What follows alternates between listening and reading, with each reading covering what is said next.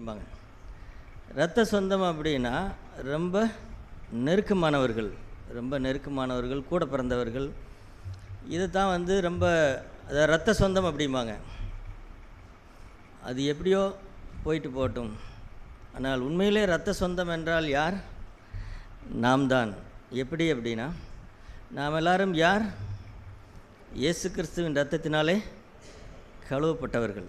அதனால் நாம் எவ்வளோ தூரத்தில் இருந்தாலும் சரி, நான் இடுவாயில் இருந்தாலும் சரி, நீங்கள் நன்னிலத்தில் இருந்தாலும் சரி, அதெல்லாம் ஒரு பொருட்டல்ல. நாம் எல்லாரும் யார்? இயேசு கிறிஸ்துவின் இரத்தத்தினாலே கழுவப்பட்டவர்கள். அதனால் தூரமோ பக்கமோ என்றெல்லாம் இல்லை. நாம் எல்லாரும் மிகவும் நெருக்கமான சொந்தக்காரர்கள். அப்படி தானே? ஆமாம், நாம் எல்லாரும் நெருக்கமான சொந்தக்காரர்கள். அதனால் உங்கள் எல்லாரையும் அப்படி தான் நானும் பார்க்கிறேன். அப்படிப்பட்ட ஒரு சந்தோஷத்தோடு கூட தான் நானும் பார்க்கிறேன். இந்த நாள்லையும் அதேபோல் தேவன் நம்மை எவ்வளவு சொந்தக்காரர்களாக அல்லது தனக்கு எவ்வளவு நெருக்கமாக அவர் நம்மை ஆக்கி கொண்டிருக்கிறார் அப்படின்னு பார்க்கும் பொழுது அது ரொம்ப ஆச்சரியமாக இருக்கும். நான் உங்களுக்கு ஒரு வசனத்தை காண்பிக்கிறேன். 2 கொரிந்தியரில் 12ஆம் அதிகாரம், 2 கொரிந்தியர் 12ஆம் அதிகாரம். பவுல் அப்போஸ்தலன் முதலாக அந்த விஷயத்தை அவர் கொரிந்தி சபைக்கு அறிவிக்கிறதை நாம் பார்க்கிறோம். அதுவரைக்கும் இந்த கொரிந்தி சபையாருக்கு இதெல்லாம் தெரிந்திருந்ததா என்று தெரியவில்லை.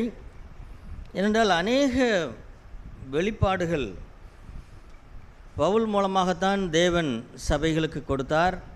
அதில் ஒரு பெரிய வெளிப்பாடு என்ன அப்படின்னா, இந்த 2 கொரிந்தியர், அதாவது நமக்கும் தேவனுக்கும் இருக்கிற அந்த உறவானது, இப்போ நாம் எப்படி இரத்த சம்பந்தமான சொந்தம் அப்படிங்கிற உறவை நாம் பெற்றிருக்கிறோமோ, அதுபோல் இயேசு கிறிஸ்துவின் இரத்தத்தினாலே கழுவப்பட்டவர்களாக இருக்கிற நாம் இப்போது நமக்குள் எந்த வேறுபாடும் இல்லை.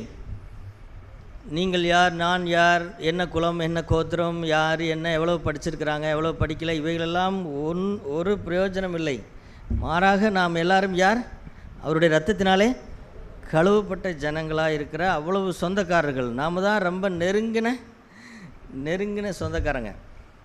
அந்த மாதிரி தேவனுக்கும் நமக்கும் இருக்கிற உறவை ஒரு வெளிப்பாடோடு கூட ஒரு புதுமையாக பவுல் சொல்லுகிறதை பாருங்கள்.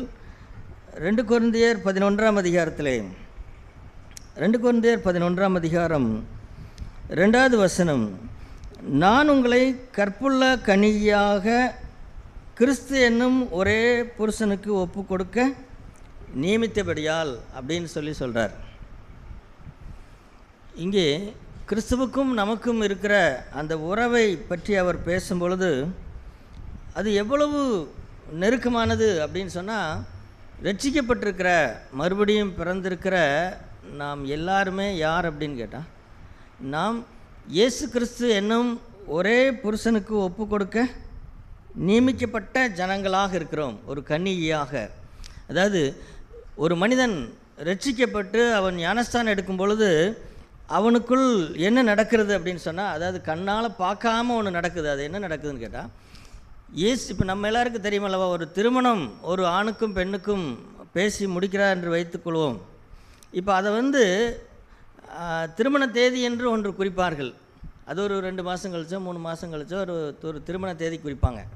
இப்போ அதுக்கு முன்பாக பொதுவாக எல்லாரும் செய்கிறது என்னென்னு கேட்டால், ஒரு உறுதிப்படுத்துதல் அல்லது ஒரு நிச்சயதார்த்தம் அப்படின்னு சொல்லுவாங்க. என்னதான் ஒரு பையனும் பொண்ணும் இவர்களுக்கு திருமணம் அப்படின்னு சொல்லி சும்மா ஏதோ தூரத்தில் பேசிக்கிட்டா பேசுகிறது மட்டுமல்லாமல் 2 பேரையும் வைத்து 2 குடும்பத்தாரையும் வைத்து நிச்சயதார்த்தம், அதாவது இந்த பையன் இந்த பொண்ணுக்கு அல்லது இந்த பெண் இந்த பையனுக்கு அப்படின்னு சொல்லி என்ன செய்வார்கள்? நிச்சயதார்த்தம் பண்ணுவார்கள். அது இங்கெல்லாம் நீங்கள் எப்படி செய்யலை என்று தெரியவில்லை. இப்போ கடந்த நாட்களில் எங்கள் சபையில் ஒரு நிச்சயதார்த்தம் நடந்தது. அந்த நிச்சயதார்த்தத்தில் 2 பேரிடத்துலையும் எழுதி கையெழுத்து வாங்கினோம். ஏன்னு கேட்டால் அது அந்தளவுக்கு உறுதியானது. என்னத்தையோ பார்க்கலாங்க, 2 வாரம் பார்ப்போம், ஒத்து வந்தால் பார்க்கலாம், இல்லைன்னு என்ன செஞ்சிடலாம், பாதியில் விட்டு ஓடிடலாம் அப்படின்னு எல்லாம் கிடையாது. நிச்சயதார்த்தம் என்பது இந்த பையனுக்கு அல்லது இந்த பெண்ணுக்கு இவர் இவர் அப்படின்னு சொல்லி உறுதியாக நியமிக்கப்பட்ட ஒரு காரியம். அது அது எதை கொண்டும் மாற்ற முடியாது. அதனால் அது எழுதி கையெழுத்து வாங்கினாலும் அதில் என்ன இல்லை, எந்த தவறும் இல்லை. நாம் பொதுவாக கல்யாணத்தில் தான் என்ன செய்வாங்க, ரிஜிஸ்டரில் என்ன செய்வாங்க, கையெழுத்து போடுவாங்க. ஆனால் நிச்சயதார்த்தத்திலே என்ன செய்யணும், நிச்சயதார்த்தத்திலேயே கையெழுத்து போடணும். அதுதான் சரியானது சட்டப்படி. அப்போது இந்த உலக பிரகாரமான இந்த திருமணத்தை எப்படி ஒரு நிச்சயம், ஒரு பையனுக்கும் பொண்ணுக்கும் நிச்சயம் பண்ணுகிறது போல், இப்போ நாம் ரட்சிக்கப்பட்டு ஞானஸ்தானம் எடுத்தோடனே நமக்கு என்ன நடந்திருக்கிறது, நமக்கு நடந்த நிச்சயதார்த்தம் என்ன, நமக்கு நடந்த நிச்சயதார்த்தம் என்னன்னு கேட்டால், இயேசுவுக்கும் நமக்கும் அவர் மணவாளன், நான் அவருடைய மணவாட்டி அப்படின்னு யாரெல்லாம் ரட்சிப்பின் அனுபவத்தை பெற்று ஞானஸ்தானம் எடுத்த பிறகு அந்த உடன்படிக்கை, ஞானஸ்தானம் என்பது ஒரு உடன்படிக்கை. அதற்கப்புறம் அந்த அந்த உடன்படிக்கையிலே நடக்கிற ஒரு விஷயம் என்னென்னா, இப்பொழுது நான் யார் அப்படின்னு கேட்டால், ஞானஸ்தானம் எடுத்து நிற்கிற ஒரு மனுஷனிடத்திலே போய் அல்லது அவர்களை பற்றி நாம் என்ன சொல்லலாம்னு கேட்டால், இனி இவர்கள் யார், இயேசுவுக்கு நிச்சயிக்கப்பட்ட பொண்ணு அப்படின்னு சொல்லலாம். இப்போ நீங்களே சொல்லுங்களேன், உங்கள் ஊரில் ஒரு பொண்ணை ஒரு பையனுக்கு நிச்சயம் பண்ணிக்கிறீங்க உங்கள் சபையிலேயே. அப்போது அந்த பொண்ணை ஒரு வாரம் கழித்து எங்கேயோ பார்க்குறீங்கன்னு வச்சுங்களேன், யாரோ பசங்களோட நின்று அந்த பொண்ணு பேசிகிட்டு இருக்குன்னு வச்சுங்களேன். இப்போ மற்ற நேரத்தில் பார்த்தாவே உங்களுக்கு ஒரு மாதிரியாக தானே இருக்கும். இந்த பொண்ணு சர்ச்சில் இருக்கிற பொண்ணாச்சே, இது எதுக்கு பசங்களோட பேசிகிட்டு இருக்குதுன்னு கூட இருக்கும். அப்புறம் அது என்னமோ தெரில, யாரோ படிக்கிற பசங்களாக இருக்கும் அப்படின்னு சொல்லிவிட்டு நீங்கள் போயிடலாம். ஆனால் அதே பெண் இன்னொரு பையனுக்கு நிச்சயதார்த்தம் நடந்த பொண்ணாக இருந்தால் நீங்கள் என்ன நினைப்பீர்கள்? இந்த பொண்ணுக்கும் இந்த பையனுக்கு நிச்சயதார்த்தம் நடந்த இவள் நிச்சயிக்கப்பட்ட, இவள் யார், ஒரு நிச்சயிக்கப்பட்ட பொண்ணாயிற்று, திருமணத்திற்கென்று நிச்சயிக்கப்பட்ட பொண்ணாயிற்று, இவ இங்கே என்ன பண்ணுறா அப்படின்னு வருமல்லவா. அந்த மாதிரி ரட்சிக்கப்பட்டு ஞானஸ்தானம் எடுத்த ஒவ்வொருவரையும் நான் எப்படி பார்க்கணும், இவன் அல்லது இவள் அல்லது இந்த சகோதரன் அல்லது இந்த சகோதரி யார் அப்படின்னு கேட்டால், இயேசுவுக்கென்று நிச்சயிக்கப்பட்டவர்கள் அப்படின்னு தான் நம்ம பார்க்கணும். இப்போ கல்யாணம் எப்போங்க, கல்யாணம் நமக்கு தெரியும், வெளிப்படுத்தின விசேஷத்தில் கடைசியில் என்ன நடக்கிறது, கடைசியில் ஒரு கல்யாணம் நடக்கிறது. அது என்ன கல்யாணம் என்று அழைக்கப்படுகிறது, ஆட்டுக்குட்டியானவருடைய கல்யாண நாள் வந்தது. அதில் என்ன ஆச்சரியம்னா, அந்த கல்யாணத்திற்கு அழைக்கப்பட்டவர்களே பாக்கியவான்களாமாம், கல்யாணத்திற்கு அழைக்கப்பட்டவர்களே. அப்படியானால் மணவாட்டி எவ்வளோ பெரிய பாக்கியவாள், அவள் அதைவிட அதிக பாக்கியவதியாக இருப்பாள். அப்போது நிச்சயதார்த்தம் எப்பொழுது நடக்கிறது, நிச்சயதார்த்தம் இந்த உலகத்திலே நடக்கிறது. கல்யாணம் எங்கே நடக்கிறது, கல்யாணம் நடக்கிறதோ பரலோகத்திலே நடக்கிறது. ஆகவே இதுதான் சகோதரர் சொல்லே தேவனுக்கும் நமக்கும் இருக்கிற உறவு. இயேசு கிறிஸ்து நான் அவரை குலதெய்வமாக ஏற்றுக்கிட்டேனுங்க, இனிமேலெல்லாம் நான் அவர் சர்ச்சுக்கு தான் போகணுங்க, வேறு எங்கேயும் நான் போக மாட்டேனுங்க அப்படிங்கிற உறவு இருந்தால் போதுமா? அப்படிங்கிற உறவு இருந்தால் அது ஏதோ மற்ற கோயிலுக்கு போகிற மாதிரி தான். வேறு கோயிலுக்கு வேறு சாமி நான் கும்பிட மாட்டேனுங்க, நான் இந்த சாமியை கும்பிட்றேனுங்க அப்படின்னு பேசுகிற மாதிரி ஆயிரும். இல்லைல்ல, அந்த அளவு அப்படிப்பட்ட உறவு அல்ல. நமக்கும் தேவனுக்கும் இருக்கிற உறவு இப்படி ஒரு சாதாரண உறவு கிடையாது. நமக்கும் தேவனுக்கும் இருக்கிற உறவு எப்படிப்பட்டது, அவர் என்னுடைய மணவாளன், நான் அவருக்கு நிச்சயிக்கப்பட்டவள் அப்படின்னு நீங்கள் ஒவ்வொருவரும் உங்களை அறிந்து கொள்ளுங்கள். நீங்கள் உங்களை தயவு செய்து சாதாரணமாக நினைத்து கொள்ளாதிருங்கள். நீங்கள் ஒரு நிச்சயிக்கப்பட்ட பொன், ஒரு புது பெண், அவள் நிச்சயிக்கப்பட்ட பெண், அவள் எப்படி இருப்பாள்? இங்கே யாராவது இப்படி நிச்சயிக்கப்பட்டிருக்கிறீங்களா? அப்படி நிச்சயிக்கப்படல. சரி, ஏற்கனவே திருமணமான சகோதரிகளை பார்த்து கேட்கிறேன். திருமணம் ஒரு வேளை சபையில் நடந்திருக்கலாம், அல்லது சபைக்கு வராக மட்டும் நடந்திருக்கலாம். சரி, எப்படி வேணாலும் நடக்கட்டுமே. உங்களுக்கு திருமணம் நிச்சயிக்கப்பட்ட பிறகு நீங்கள் எல்லாம் எப்படி இருந்தீங்க? உங்கள் மனசில் என்ன தான் ஓடிட்டு இருந்தது? அல்லது இப்போல்லாம் நிச்சயிக்கப்பட்ட பிறகு சில நேரங்களில் சூழ்நிலை பார்த்து ஃபோனை கொடுக்குறாங்க, செல்ஃபோனை பையனும் பொண்ணும் பேசிக்க சொல்கிறாங்க. சில நேரங்களில் ஒரு மாதம் பொறுங்க அப்புறம் தரேன்னு சொல்கிறோம். அப்போது நீங்களே சொல்லுங்களேன், யாராவது சர்ச்சில் கல்யாணம் பண்ண சகோதரர்கள் இருப்பாங்களவா? இப்போ நானும் சர்ச்சில் கல்யாணம் பண்ணவன் தான். ஆனால் எனக்கு இருக்கிற இது என்னென்னு கேட்டால், அந்த காலத்தில் செல்ஃபோன் இல்லைங்க. என்ன செய்ய? இப்போ மாதிரி என்னாலெல்லாம் பேச முடியல. இப்போ பேசிக்கிறாங்களவா? இப்போ பேசிக்கிறவங்கள பார்த்தா பொறாமையாக இருக்குது. அந்த காலத்திலலாம் பேச முடியாது, ஏன்னா ஃபோன் கிடையாது. ஆனால் இப்போ பேசுகிறவர்களை பார்த்து கேட்கிறேன், அல்லது இப்போ சமீப காலங்களில் திருமணமானவர்களை பற்றி கேட்கிறேன். ஒரு 10 வருஷங்கள் 15 வருஷத்துக்குள்ளாக நிச்சயிக்கப்பட்ட பிறகு நீங்கள் எப்படி இருந்தீர்கள்? சகோதரிகள் சொல்லுங்களேன், நிச்சயிக்கப்பட்ட பிறகு நீங்கள் எப்படி இருந்தீர்கள்? அது ஒரு பரவசமாக இல்லையா? ஒரு பரவசம். எனக்குன்னு ஒரு புது சொந்தம், எனக்குன்னு ஒரு ஆள். அந்த ஆளை என்ன பண்ணுறோமோ அது அப்புறம், அந்த ஆளை மிரட்டுறோமா என்ன பண்ணுறோமோ அதெல்லாம் அப்புறம். ஆனால் நிச்சயிக்கப்பட்ட பொண்ணை என்ன ஆகிவிடுன்னு கேட்டால், எனக்கென்று ஒரு மனிதன், இவர் என்னுடையவர், எனக்காக நிச்சயிக்கப்பட்டவர். அதனால் அதுலேயே அதவே நான் என்ன செய்வேன், அதை நான் நினைத்து கொண்டிருப்பேன் அப்படின்னு இருக்குதா இல்லையா? உங்கள் மண்ணலை நீங்கள் தான் சொல்லணும். அது அப்படியே இருந்து செல்லவா? நான் நிச்சயிக்கப்பட்ட பொண், நான் இவருக்கு நிச்சயப்பட்டிருக்கிறேன், என்னோடய மாப்பிள்ளை இங்கே வேலை பார்க்குறாரு, அவர் இப்போ வருவார், இன்றைக்கி சாயந்தரம் நாங்கள் 6 மணி ஆனால் நாங்கள் பேசுவோம், அல்லது 2 நாளைக்கு ஒருக்கா பேசுவோம், அல்லது 3 நாளைக்கு ஒருக்கா பேசுவோம். எனிவே எப்படியா இருந்தாலும் அது எப்படி இருந்தது? அதுக்கப்புறம் இன்னொரு பையன்கிட்டையோ இன்னொரு பொண்ணுக்கிட்டையோ போய் உட்காந்து இன்னொரு பொண்ணுக்கிட்ட இல்லை, இன்னொரு பையன்கிட்ட போய் நீங்கள் வலிஞ்சிட்டு இருப்பீங்களா? இருக்க மாட்டேங்க. ஏன்னா நான் நிச்சயதார்த்தம் பண்ணப்பட்ட பொண்ணு, நான் எனக்கென்று வரப்போகிற அந்த மாப்பிள்ளைக்காகத்தான் வாழணும், அவரை பற்றி நான் ஏதாவது கேள்விப்படணும், அவருக்காக வாழணும், அவரை நினைக்கணும், முடிஞ்சால் அவர் கூட பேசணும், முடிஞ்சால் சந்திக்கணும். இப்படிப்பட்ட ஆர்வத்தில் அந்த நிச்சயதார்த்த காலத்திலிருந்து திருமணம் நடக்கிற காலத்தை நீங்கள் ஒப்பிட்டு பாருங்கள். அது வரைக்கும் நீங்கள் எப்படி இருப்பீர்கள்? அப்படியே ஒரு பரவசத்தோடு இருப்பீர்கள். கல்யாணத்துக்கு அப்புறம் அந்த பரவசம் இருக்குதாங்கிறதெல்லாம் அது அப்புறம் பார்த்துக்கலாங்க. அது நானும் ஒரு பெரிய கனவோடு தான் வந்தேன். ஆனால் கல்யாணம் முடிந்த பிறகு அப்படின்னா அது அப்புறம் பேசுவோம்.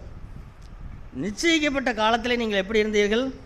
ஒரு பரவசத்தோடு கூட, ஒரு சந்தோஷத்தோடு கூட, எனக்கென்று ஒரு மனிதன், என்னுடைய மணவாளன், நான் அவருக்கு பிரியமாக இருப்பேன், அவருக்கு என்ன பிடிக்கும், என்ன அவரை எப்படி அப்படிங்கிற விஷயத்தை கேள்விப்படுகிறது. இதெல்லாம் எவ்வளோ சந்தோஷமாக இருக்கும். அதை போல தான் சகோதர சகோதரிகளே, உண்மையான ரட்சிக்கப்பட்ட ஒரு மனுஷனை எனக்கு காண்பித்தால், அந்த மனுஷனை பற்றியனதான அவனை பற்றி விளக்கம் சொல்ல வேண்டும் என்று சொன்னால், அவன் சதா இப்படி தான் இருப்பான். எப்படி இருப்பான்?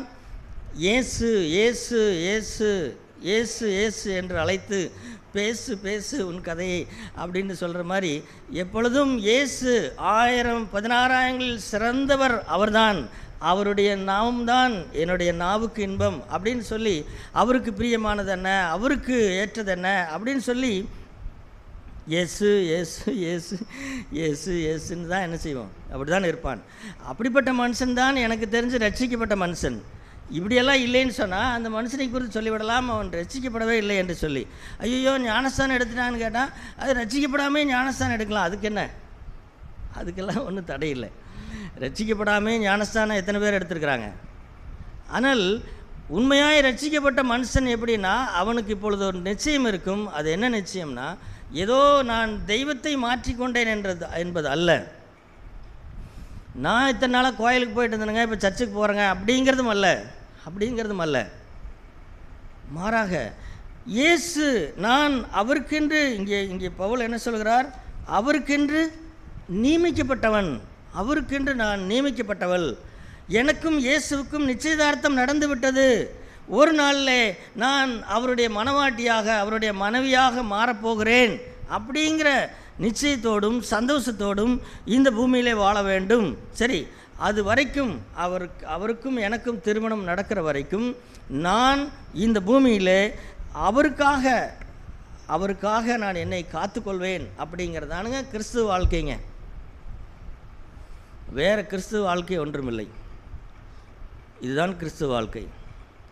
நான் அவரை சந்திக்கும், முகமுகமாய் அவரை சந்திக்கிற அந்த நாள் வரைக்கும் நான் அவருக்கென்று, இங்கே என்ன வாசித்தோம்? பவுல் என்ன சொல்கிறார்?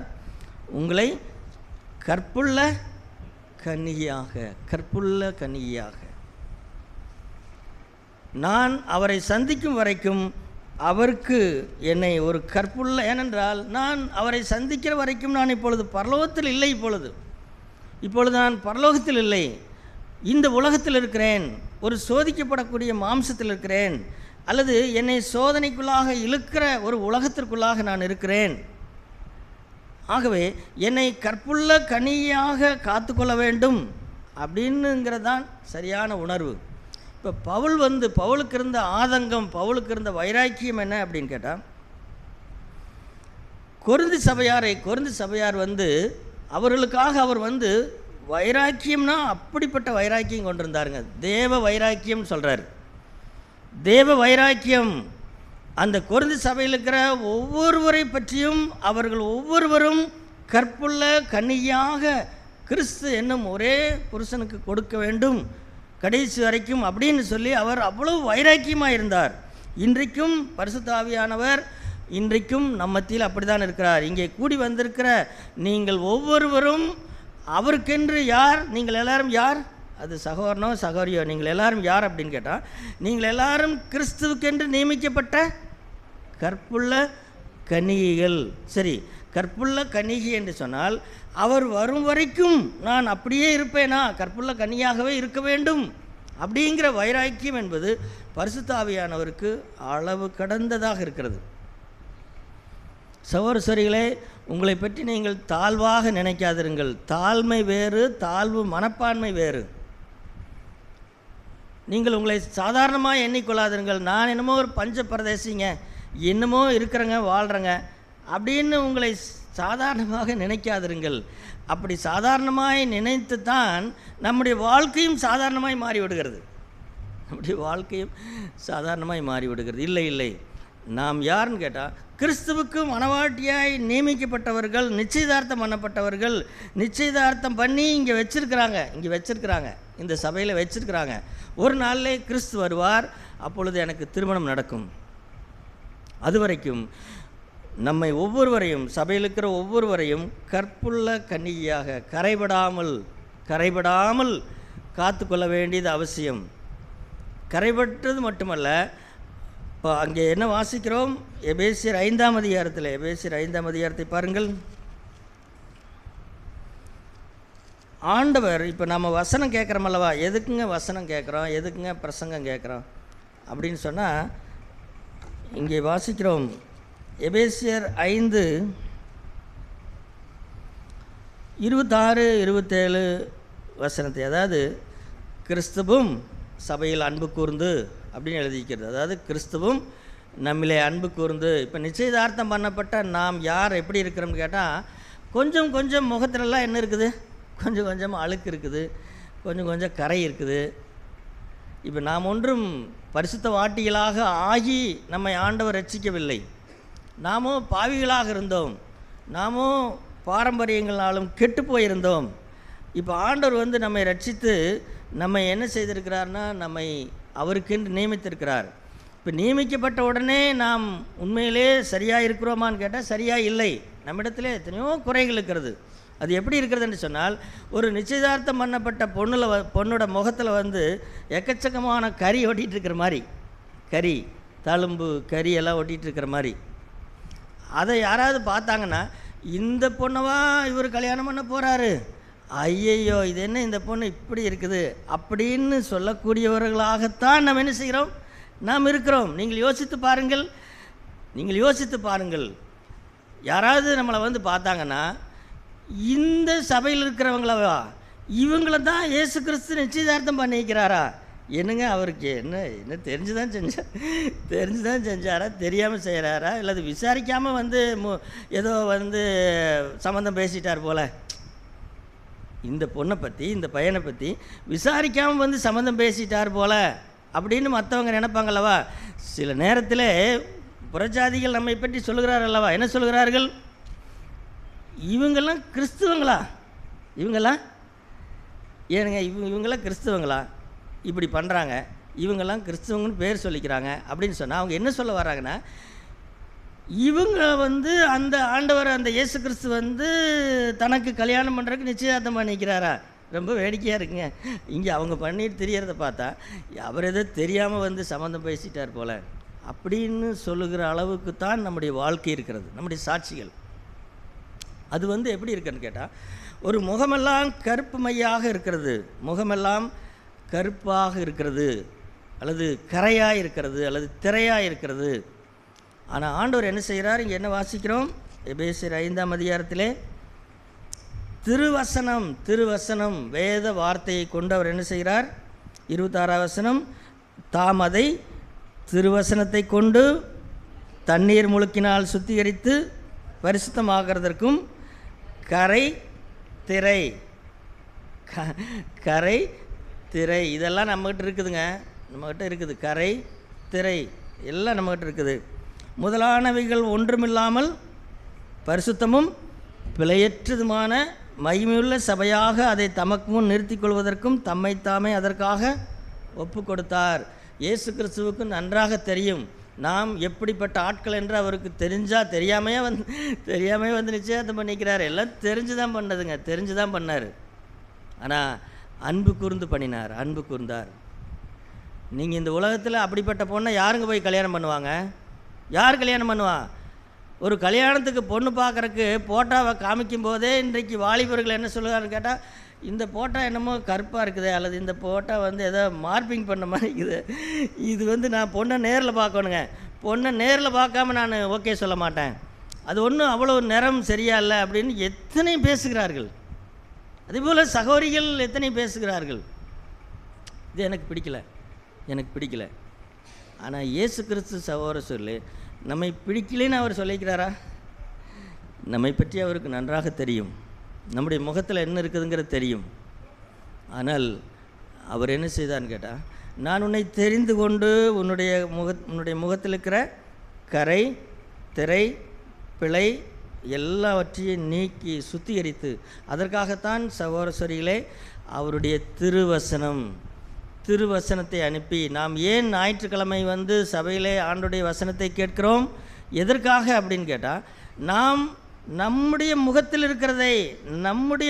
இருக்கிற கரை திரை இவைகளெல்லாம் நீக்கி சுத்திகரித்து ஒரு நாள் வரும், அப்பொழுது அந்த பொண்ணு எப்படி இருப்பான்னு கேட்டால் பளிச்சுன்னு இருப்பாள். எப்படி இருப்பா? பளிச்சுன்னு அப்படியே ஜெகஜோதியாய் ஜொலிக்கிறது போல் அந்த பெண்ணை, இந்த பெண்ணா எப்படி இவ்வளவு பரிசுத்தமானா, எப்படி இவ்வளவு அழகானா, நான் பார்க்கும்போது கருப்பான பொண்ணாக இருந்தாலே எப்படி இவ்வளவு சிகப்பு வந்தது அப்படின்னா, 10 வருஷமாக சபையில் இருக்கிறாங்க. எத்தனை வருஷமாக?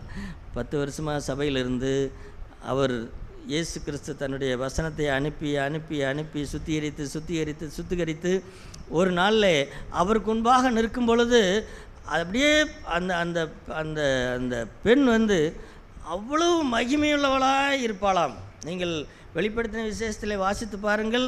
மணவாட்டி என்பவள், அல்லது சங்கீதத்தில் எழுதப்பட்டிருக்கும், உள்ளான மகிமையுடையவள் அப்படின்னு எழுதப்பட்டிருக்கும். வெளிப்படுத்தின விசேஷத்தில் எழுதப்பட்டிருக்கிறது அவளுடைய நீதிகள், பரிசுத்தவான்களுடைய நீதிகளே அப்படின்னு சொல்லி அவளுக்கு ஒரு வஸ்திரம் கொடுக்கப்பட்டது. அப்போது இதிலிருந்து என்ன கற்றுக்கொள்கிறோன்னு கேட்டால், இயேசு கிறிஸ்து நம்மை தெரிந்து தான் நம்மை ரட்சித்தார். நாம் எப்படிப்பட்ட பேர்வழிகள், எப்படிப்பட்டவர்கள் என்று தெரிந்துதான் நம்மை ரட்சித்தார். ஆனால் நம்பிக்கையோடு கூட ரட்சித்திருக்கிறார், நம்பிக்கையோடு கூட நிச்சயதார்த்தம் பண்ணியிருக்கிறார். நம்முடைய முகத்தில் இருக்கிற கரை திரை பிழை இவைகளெல்லாம் நீக்கி சுத்திகரித்து ஒரு நாளில் ஒரு ஒரு மகிமையுள்ள ஒரு பெண்ணாக நம்மை மாற்றுவதற்காக அவர் கங்கணம் கட்டி கொண்டிருக்கிறார். ஆனால் இப்போ கேள்வி என்ன அப்படின்னு கேட்டால், பவுலுடைய பயம் என்ன? திரும்ப அந்த பகுதிக்கு வருவோம். 2 கொரிந்தியர் 12ஆம் அதிகாரம்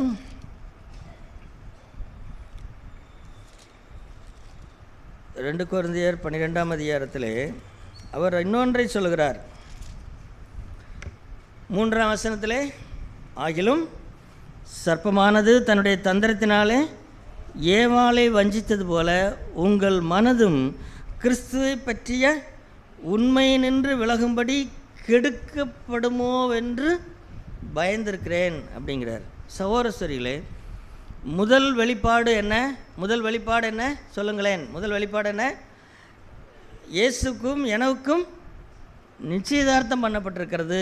நான் இயேசுடைய மணவாட்டியாக்கும். நான் யார் தெரியுமா? நான் இயேசுடைய மணவாட்டியாக்கும் அப்படிங்கிற வெளிப்பாடு. இரண்டாவது ஒரு வெளிப்பாடு நமக்கு வேண்டும். அது என்ன அப்படின்னு கேட்டால், நமக்கு ஒரு எதிராளி இருக்கிறானா இல்லையா? நமக்கு ஒரு எதிராளி இருக்கிறான். நீங்கள் நினைக்கிறீர்களா, ரட்சிக்கப்பட்ட என்னையெல்லாம் பேயெல்லாம் பிடிக்க முடியாதுங்க, அதெல்லாங்க மற்றவங்கள தான் பேய் பிடிக்குங்க, என்னையெல்லாம் பேய் பிடிக்க முடியாது அப்படின்னு சொல்கிறீங்க.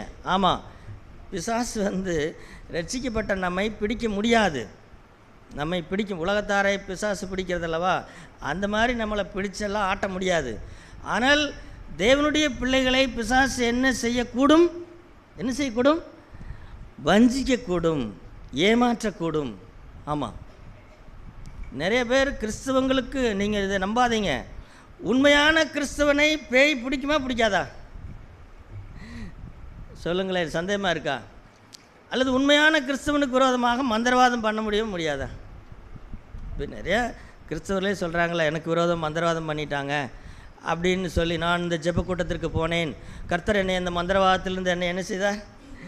ஏப்பா அப்படின்னா நீ யார்? இது வரைக்கும் நீ யாராக இருந்த? நான் எங்கள் அப்பாவிலேருந்து கிறிஸ்தவனுங்க. இது எனக்கு என்னமோ குழப்பமாக இருக்குது.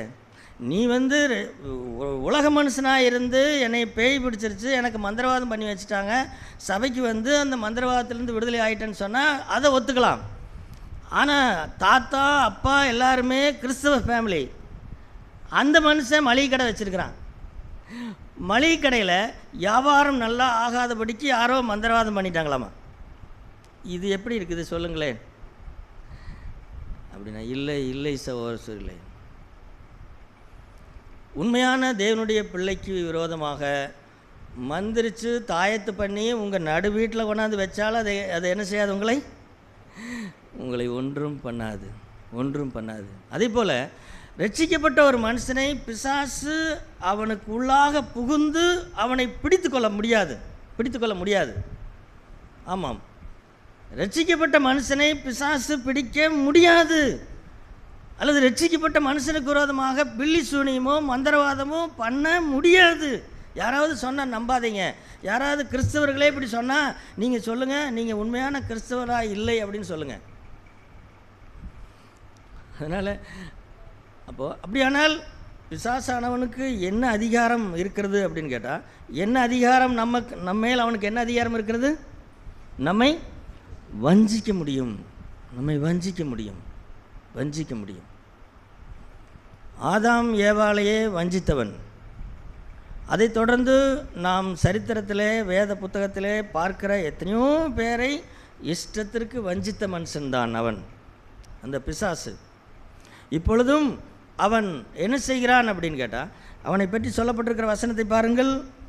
1 பேதுரு 5ஆம் அதிகாரம், 1 பேதுரு 5ஆம் அதிகாரத்திலே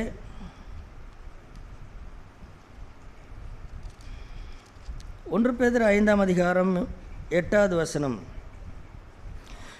தெளிந்த புத்தியுள்ளவர்களாயிருங்கள், விழித்திருங்கள், ஏனெனில் உங்கள் எதிராளியாகிய பிசாசானவன் கெர்ச்சிக்கிற சிங்கம் போல எவனை விழுங்கலாமோ என்று வகை தேடி சுற்றி திரிகிறான். இப்போ நீங்கள் யோசிச்சு பாருங்களேன், அடுத்த வாரம் சர்ச்சுக்கு வர்றதுக்கு நன்னிலம் பஸ் ஸ்டாண்டில் நீங்கள் பஸ்ஸை விட்டு இறங்குனீங்கன்னு வச்சுங்களேன், இறங்கும்போதே சொல்கிறாங்க, லயன் கரை தெருவில் ஒரு சிங்கம் பூந்துருச்சாமா அப்படின்னு சொல்கிறாங்கன்னு வச்சுங்களேன். அப்போ நீங்கள் என்ன, அதை பற்றியெல்லாம் ஒன்றும் கவலை இல்லை, நான் பாட்டுக்கு போவேன் அப்படின்ட்டு வருவீங்களா? அல்லது இந்த பகுதியில் அந்த வயலுக்குள்ளே சிங்கம் சுற்றிட்டு தெரியுது அப்படின்னு சொன்னால் நீங்கள் எப்படி வருவீங்க? வழக்கம் போல் லாலா லாலலா லாலலான்னு பாட்டு பாடிட்டா வருவீங்க? இல்லை, சிங்கமா எங்கே இருக்குது அப்படின்னு என்ன செய்வோம்? ஜாக்கிரதையாக இருப்போமா இல்லையா? ஆமாம், அந்த மாதிரி என்ன செய்ய வேண்டி இருக்குன்னு கேட்டால், சாத்தான் எப்படி சுற்றி திரிகிறான்? எவனை விழுங்கலாமோ என்று வகை தேடி சுற்றி திரிகிறான். நன்னிலத்தில் பிசாசு இல்லைன்னு நீங்கள் நினைக்கிறீங்களா? அதெல்லாம் இயேசுவின் நாமத்தில் போன்னு நாங்கள் விரட்டிட்டோம், இனி அவன் வரமாட்டான் அப்படின்னு நினைக்கிறீங்களா? இல்லை. நன்னிலத்தில் அவன் சுற்றி திரிகிறான், லயன் கரை தெருவிலையும் சுற்றி திரிகிறான். அதனால் பயந்துக்காதீங்க, பயப்பட வேண்டியதில்லை. அவன் எதற்காக சுற்றி திரிகிறான்? நம்மை பிடித்து கொண்டு நம்மேல் இறங்குவதற்கு அல்ல, அல்லது நம்முடைய வீட்டிற்கு பில்லி சூனியம் வைப்பதற்கும் அல்ல. அதெல்லாம் அவனால் செய்ய முடியாது. ஆனால் எதற்காக சுற்றித் திரிகிறான்? நம்மை வஞ்சிக்கும்படிக்கு. அதனால் சாத்தான் தன்னுடைய ஒரு கூட்ட ஜனத்தை நன்னிலத்தில் வச்சிருக்கிறானுங்க. தன்னுடைய ஆட்களை நன்னிலத்தில் வச்சிருக்கிறான். நீங்கள் உங்கள் ஊரை எந்த ஊரோ தெரில, வாழ்க்கைங்கிற வர்ற வழியில் வாழ்க்கைன்னு ஒரு ஊரை பார்த்தேன். அந்த மாதிரி ஏதோ ஒரு மங்களம் ஏதோ சொல்கிறாங்களே, இந்த மாதிரி நீங்கள் எந்த ஊரில் இருந்தாலும் சரி, உங்கள் ஊரில் பிசாசானவன் 2 ஆளை வச்சுருக்கிறான். ஜாக்கிரதையாக இருங்க. சரி, எதற்கு வைத்திருக்கிறான்னு கேட்டால், ஏதோ நான் புளி மரத்தடி போனேன், என்னை கீழே தள்ளி விட்டுட்டான், அல்லது இருட்டுக்குள்ளே போனால் என்னை பயப்படுத்தி விட்டான். இல்லை, இதெல்லாம் சின்ன பிள்ளைத்தனமான வேலைகள். பிசாசு இந்த மாதிரி கிறிஸ்துவங்கிட்ட வந்து இந்த மாதிரி சின்ன பிள்ளைத்தனமான வேலையெல்லாம் செய்ய மாட்டான். அதெல்லாம் உலகத்தார்கிட்ட செய்வான். நம்மக்கிட்ட அதெல்லாம் அந்த பாய்ச்சாலாம் பழிக்காது. அவனுக்கு புளி மரத்துக்கிட்ட போனேன், அது வந்துருச்சு, வெள்ளை பூனை குறுக்க போகுது, கருப்பு பூனை குறுக்க போகுதுச்சு அப்படிங்கிறது, இதெல்லாம் இந்த ட்ரிக்ஸ் எல்லாம் உலகத்தார்கிட்ட பயன்படுத்துகிறான். நம்மக்கிட்ட இதெல்லாம் பயன்படுத்த மாட்டான். நம்மக்கிட்ட பயன்படுத்துறதுக்கு அவன் ஒன்று முட்டாள் கிடையாது. நம்மக்கிட்ட எதை பயன்படுத்தானேன்னு கேட்டால், நம்மை வஞ்சிப்பான். சரி, எப்படி வஞ்சிப்பான்? 2 கொரிந்தியரில் என்ன வாசித்தோம்? நம்முடைய மனதை 2 கொரிந்தியர் 12ஆம் அதிகாரத்தில் நம்முடைய மனதை வந்து கிறிஸ்துவை பற்றிய உண்மை நின்று கெடுக்கப்படும்படிக்கு. அப்போ என்னென்னா, இயேசுவுக்கும் நமக்கும் நாம் ஏற்கனவே வாசித்தது போல் அந்த நிச்சயதார்த்தம் என்கிறது எவ்வளோ புனிதமான உறவோ, அல்லது நிச்சயம் பண்ணப்பட்டதற்கு அப்புறம் அந்த பையனுக்கும் பொண்ணுக்கும் இருக்கிற அந்த உறவானது எவ்வளோ புனிதமானதோ, அந்த பெண் இப்பொழுது தன்னை கற்புள்ள கன்னியாய் காத்துக்கொள்வதற்கு அவள் எவ்வளவு உண்மையுள்ளவராக இருப்பாள். முதல் போல் பேச மாட்டா, முதல் போல் எல்லார்கிட்டையும் பேச மாட்டா, முதற் போல் எல்லா இடத்துக்கும் போக மாட்டா. ஏன்னா அவள் நிச்சயிக்கப்பட்ட பொண்ணு. அவள் முதல் போல் எல்லார்கிட்டையும் சிரிச்சு பேசிகிட்டு இருக்க மாட்டா. ஏன்? அவள் நிச்சயிக்கப்பட்ட பொண். இப்போது என்ன காரியம் அப்படின்னு கேட்டால், ஆண்டவர் வருவதற்கு நாள் செல்லும், ஆண்டவருடைய வருகை தாமதமாகிறது அப்படின்னு சொல்லும் பொழுது பிசாசானவன் என்ன செய்கிறான்னு கேட்டால், அவனுடைய வைராக்கியம் என்ன, சாத்தானுடைய பரிசுத்தாவியானவருடைய வைராக்கியம் என்ன அப்படின்னு கேட்டால், நம்மை கற்புள்ள கன்னியாக தேவனுக்கு கொடுக்க வேண்டும் அப்படிங்கிறதான் பரிசுத்தானுடைய வைராக்கியம். சாத்தானுடைய வைராக்கியம் என்னன்னு கேட்டால், நம்மை கற்பிழக்க வைத்து நம்மை கெடுத்து குட்டிச்சுவராக்கி இந்தா வச்சுக்கங்க அப்படின்னு கொடுப்பதற்கு அவன் வைராக்கியம் கொண்டிருக்கிறான். சாத்தான் நன்னிலத்திலே வைராக்கியம் கொண்டு சுற்றி திரிகிறான். ஒத்துக்கொள்ளுங்கள், அதை ஏற்றுக்கொள்ளுங்கள், உண்மை அது. இங்கே சபை கூடி வருகிற, ரட்சிக்கப்பட்டிருக்கிற, ஞானஸ்தானம் பெற்றிருக்கிற உங்கள் ஒவ்வொருவரையும் கெடுத்து என்று சொன்னால் கற்பை கெடுக்கிற விஷயத்தை நான் சொல்லவில்லை. மாறாக மனது கெடுக்கப்பட்டு விட்டாயிற்று. நல்ல மனசு இருந்தது, நல்ல மனசை கெடுத்து விட்டான். எப்படி கெடுக்கிறான்? பாவம் அவ்வளவு சீரியஸானது அல்ல, அல்லது தேவனுக்கு கீழ்ப்படியாமல் போனால் அது ஒன்றும் பெரிய விஷயம் கிடையாது, அல்லது நீ அந்தரங்கத்திலே சற்று உண்மை இல்லாமல் இருந்தால் அது ஒன்றும் பெரிய விஷயம் கிடையாது அப்படின்னு சொல்லி பாவத்தை குறித்தான அந்த சீரியஸ்னஸ் இல்லாதபடிக்கு நம்முடைய மனதை என்ன செய்கிறான்? நம்முடைய மனதை கெடுக்கிறான். சரீரத்தை கெடுக்க அவனால் முடியாது, ஆனால் மனதை கெடுக்கிறான். மனசு முதல் மாதிரி இப்போ இல்லை, முதல் மாதிரி இப்போ கிடையாது. முதல்ல ஆண்டவருக்காக எப்படி வைராக்கியமாக இருந்தோம், அவருக்காக எதையும் விட்டுவிடுவதற்கு எதையும் செய்வதற்கு ஆயத்தமாக இருந்தோமே, இப்பொழுது எப்படி ஆகிவிட்டது? இப்பொழுது எல்லாம் பழக்கதோஷமாய் மாறிவிட்டது. ஏனோ தானாவென்று இருக்கிறோம், பாவத்திற்கு விரோதமாய் போராடுகிறது கிடையாது. அது இப்படி தான் சகோதரர்களே. பழைய ஏற்பாட்டிலே இஸ்ரேல் தேசமானது வழிவிலகி போனது. அந்த பகுதியை மட்டும் நான் படித்து நான் முடிக்கலாம், அதை உங்களுக்கு சுருக்கமாய் காண்பிக்கிறேன். மல்கியா தீர்க்கதரிசியின் புஸ்தகத்திலே நம்ம எல்லாருக்கும் தெரியும், மல்கியா தீர்க்கதரிசியின் புஸ்தகம்தான் கடைசி தீர்க்கதரிசி பழைய ஏற்பாட்டிலே. அதாவது இஸ்ரேல் ஜனங்கள் சிறையிருப்புக்கு போய் 70 வருஷம் சிறையிருப்புக்கு பின்பு வந்து திரும்பவும் அந்த சர்ச்சை கட்டுறாங்க. கட்டுறதெல்லாம் நல்லா தான் கட்டினாங்க, அதிலெல்லாம் எந்த குறையும் இல்லை. சர்ச்செல்லாம் நல்லா தான் கட்டினாங்க. ஆனால் கரெக்டாக, அதாவது இஸ்ரேல் ஜனங்கள் சிறையிருப்பிலிருந்து வந்து புதிதான ஒரு சர்ச்சை கட்டி ஆரம்பித்த பிறகு 100 வருஷம் ஆனது என்று சொல்கிறார்கள். எத்தனை வருஷம்? 100 வருஷம் ஆனது என்று சொல்கிறார்கள். இந்த 100 வருஷம் கழித்து இந்த 100 வருஷத்திற்குள் என்ன நடந்தது அப்படின்னு கேட்டிங்கன்னா, மகிமையாக ஏதாவது சிறையிருப்புக்கு போனார்கள், திரும்ப வந்தார்கள், புதுசாக இடிந்து போன சர்ச்சை திரும்ப கட்டினாங்க, தேவாலயத்தை கட்டினார்கள், அந்த காம்பவுண்டை கட்டினாங்க, மதில் சுவரை கட்டினார்கள், திரும்பவும் சர்ச்சில் பலி செலுத்த ஆரம்பித்தார்கள், ஆராதனை இருந்தது, துதி இருந்தது, எல்லாம் இருந்தது. ஆனால் எத்தனை வருஷம் ஆகிவிட்டது? 100 வருஷம் ஆகிவிட்டது. 100 வருடம் கழித்து தான் இந்த மல்கியா தீர்க்கதரிசனம் சொல்லுகிறார். எப்பொழுது? சகரியா இவர்களுடைய நாட்களிலே அந்த சர்ச்சு கட்டின போது யார் தீர்க்கதரிசனம் சொன்னார்கள்? 2 பேர் தீர்க்கதரிசனம் சொன்னார்கள், சகரியா, ஆகாய். இந்த 2 தீர்க்கதரிசனம் சொன்னுகிற காலத்தில் எல்லாம் நன்றாய்த்தான் இருந்தது. சரி, நன்றாயிருந்து சர்ச்சை கட்டியாச்சு. இப்போது 100 வருஷம் ஆகிவிட்டது. 100 வருஷம் கழித்து அவர்கள் இப்போ நாம் பேசுகிற பாஷையில் பேச போனால், அவர்கள் கற்புள்ள கன்னிகையாக இருந்தார்களா, அவர்களுடைய மனது கெடுக்கப்படாமல் இருந்ததா அப்படின்னு கேட்டால் என்ன ஆகிவிட்டது? கெடுக்கப்பட்டாகிவிட்டது. எப்படி கெடுக்கப்பட்டாகிவிட்டதுன்னு கேட்டால், முதல் போல தேவனை கனம் பண்ணுகிறது இல்லை. அந்த தேவனுடைய மன பாரத்தை தான் மல்கியா தீர்க்கதரிசியின் புத்தகத்திலே அவர் சொல்கிறார். என்ன சொல்கிறார் பாருங்கள். மல்கியா தீர்க்கதரிசியின் புஸ்தகம் 1ஆம் அதிகாரம் 6வது வசனம். மல்கியா 1ஆம் அதிகாரம் 6வது வசனம். குமாரன் தன் பிதாவையும் ஊழியக்காரன் தன் எஜமானையும் கனம் பண்ணுகிறார்களே, நான் பிதாவானால் என் கனம் எங்கே?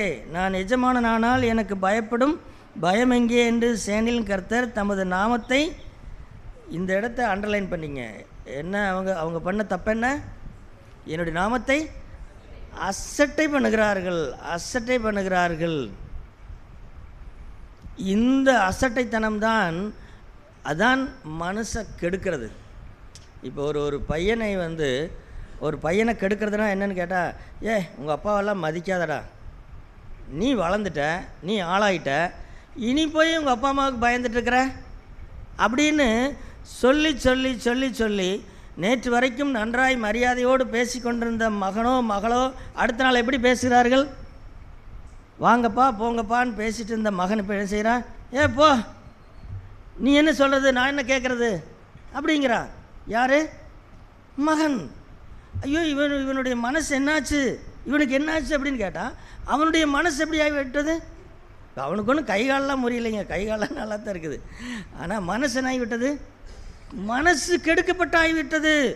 இது வரைக்கும் என் தேவன், அவரை நான் கனப்படுத்துவேன், அவருக்கு விரோதமாக நான் எப்படி பாவம் செய்வேன், நான் செத்தாலும் சாவேன் ஒழிய தேவனுக்கு விரோதமாக பாவம் செய்ய மாட்டேன் என்று யோசேப்பை போல சொல்லியிருந்த மனிதன் இன்றைக்கு என்ன செய்கிறான்?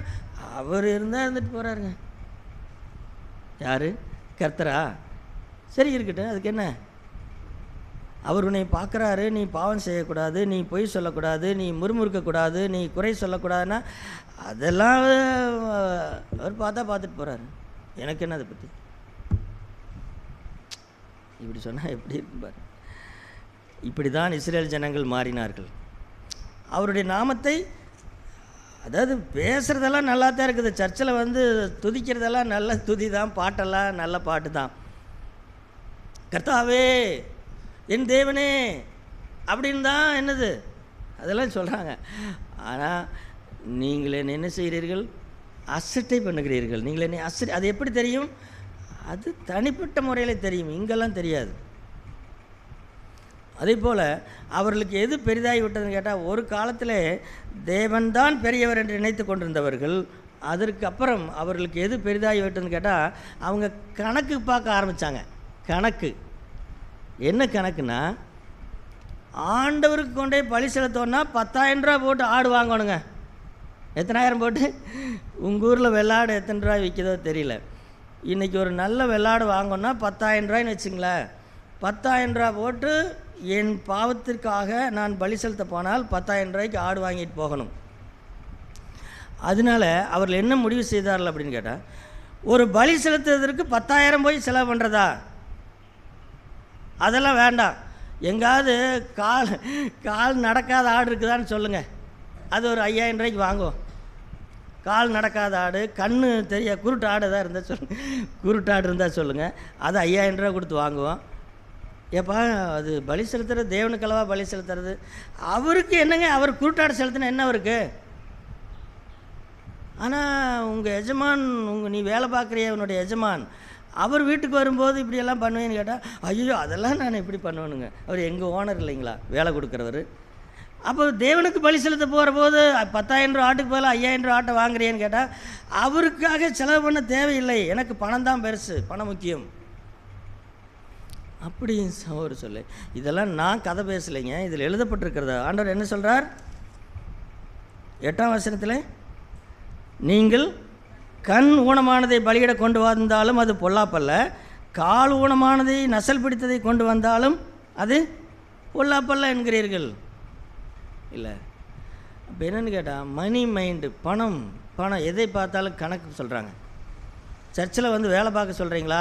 நான் வந்து டெய்லி வேறு பக்கம் வேலைக்கு போனால் எனக்கு டெய்லி 1000 ரூபா கிடைக்கும், எனக்கு 1000 ரூபா கிடைக்குங்க. நீங்கள் சர்ச்சில் வந்து அதை பண்ணி இதை பண்ணி சொல்கிறீங்க, எனக்கு 1000 ரூபா யார் கொடுக்குறது?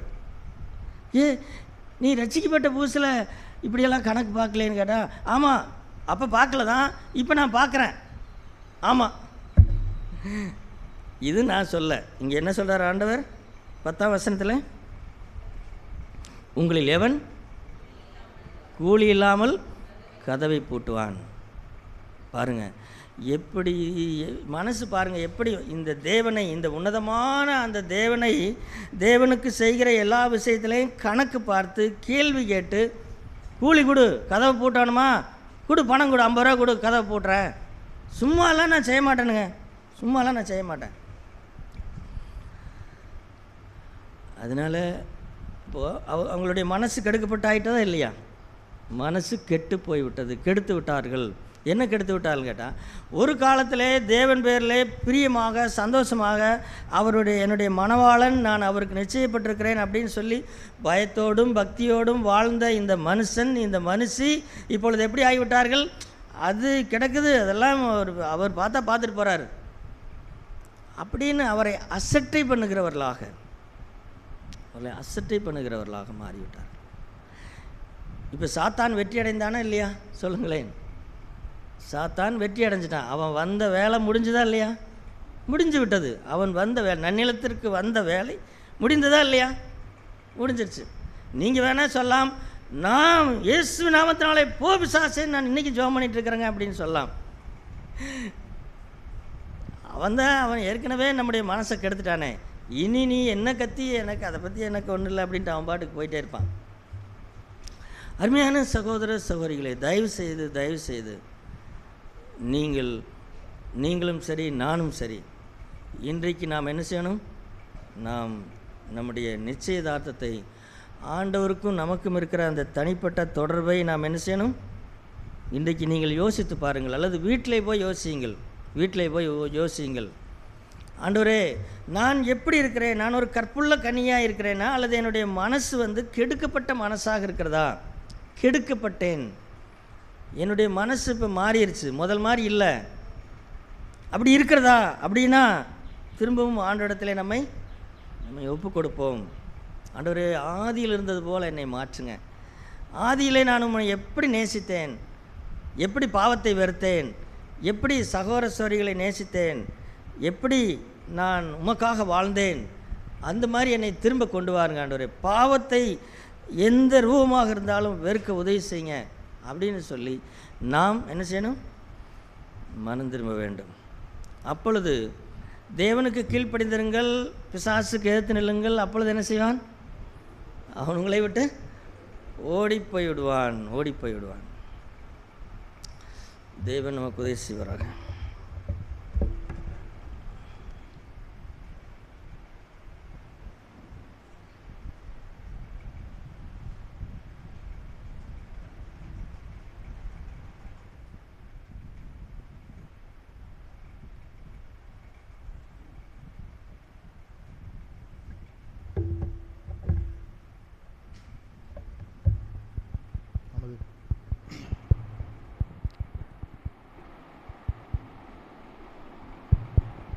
நமது பாடல் புத்தகத்திலே 438வது பாடல். நாம் யாவரும் எழுந்து நின்று இந்த பாடலை பாடலாம். கைகளில் பாடல் புத்தகத்தை ஏந்தி எழுந்து நின்று நாம் பாடலாம்.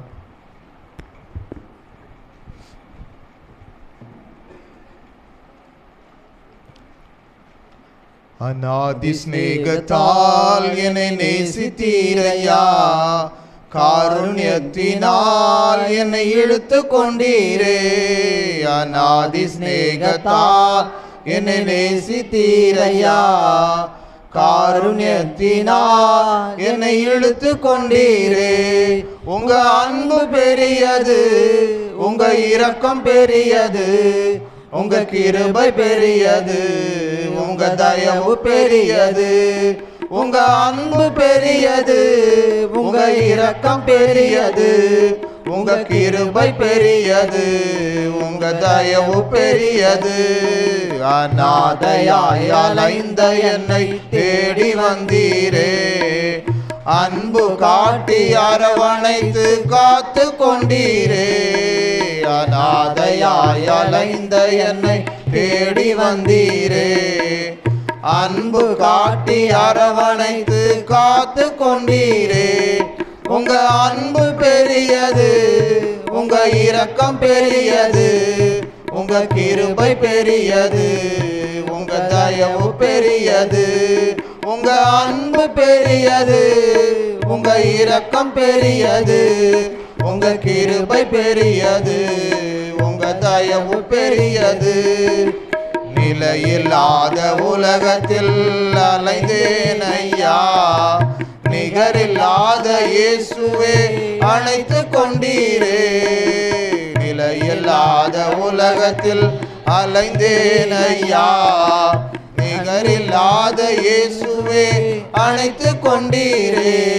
உங்க அன்பு பெரியது, உங்க இரக்கம் பெரியது, உங்க கிருபை பெரியது, உங்க தயவு பெரியது.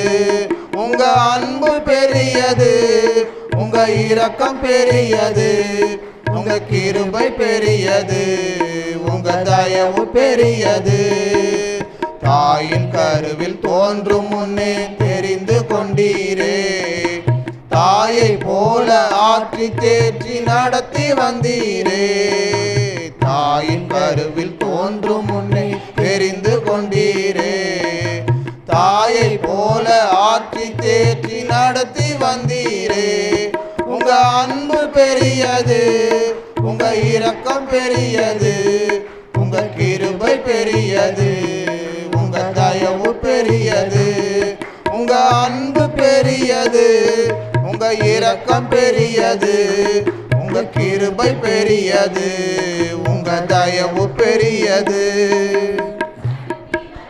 பாதைகளை நினைக்கும் போதெல்லாம் கண்ணீரோடு நன்றி சொல்லி துதிக்கின்றேன் ஐயா.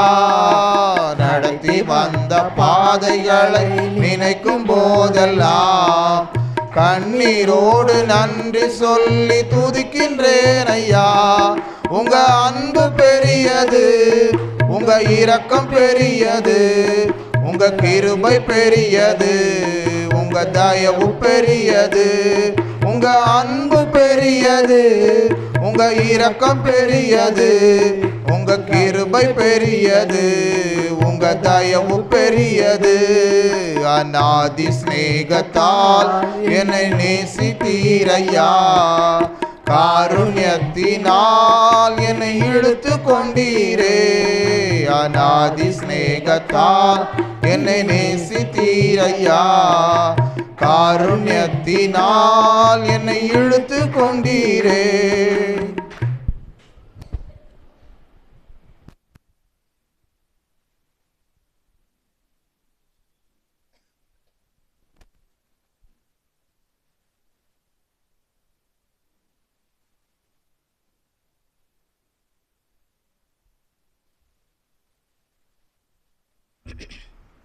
தொடர்ந்து 1 கொரிந்தியர் 11ஆம் அதிகாரத்தில் இன்னொரு வசனத்தை நாம் படிக்கலாம். 1 கொரிந்தியர் 11ஆம் அதிகாரம். முதல்ல நாம் 2 கொரிந்தியர் 12 என்ன வாசித்தோம்? நம்முடைய தனிப்பட்ட வாழ்க்கை குறித்து வாசித்தோம். நம்ம எல்லாருடைய தனிப்பட்ட வாழ்க்கையை குறித்து வாசித்தோம். இப்பொழுது இந்த 2வது பகுதியிலே நாம் என்ன பார்க்கிறோம்னு கேட்டால், நம்முடைய குடும்ப வாழ்க்கையை பற்றி பார்க்கிறோம். ஏனென்றால் சாத்தான் ஒரு வல்லமையான சபை கட்டப்பட வேண்டும் என்று சொன்னால், அல்லது ஒரு ஸ்ட்ராங்கான சர்ச்சு, ஒரு சபை கட்டப்பட வேண்டும் என்று சொன்னால், முதல் என்ன வேண்டும் கேட்டால், முதல் என்ன வேண்டும்? ஒரு தனிப்பட்ட வாழ்க்கை என்ன செய்யணும்? நன்றாக இருக்க வேண்டும். அடுத்தது அந்த மனுஷனுடைய குடும்ப வாழ்க்கை நன்றாக இருக்க வேண்டும்.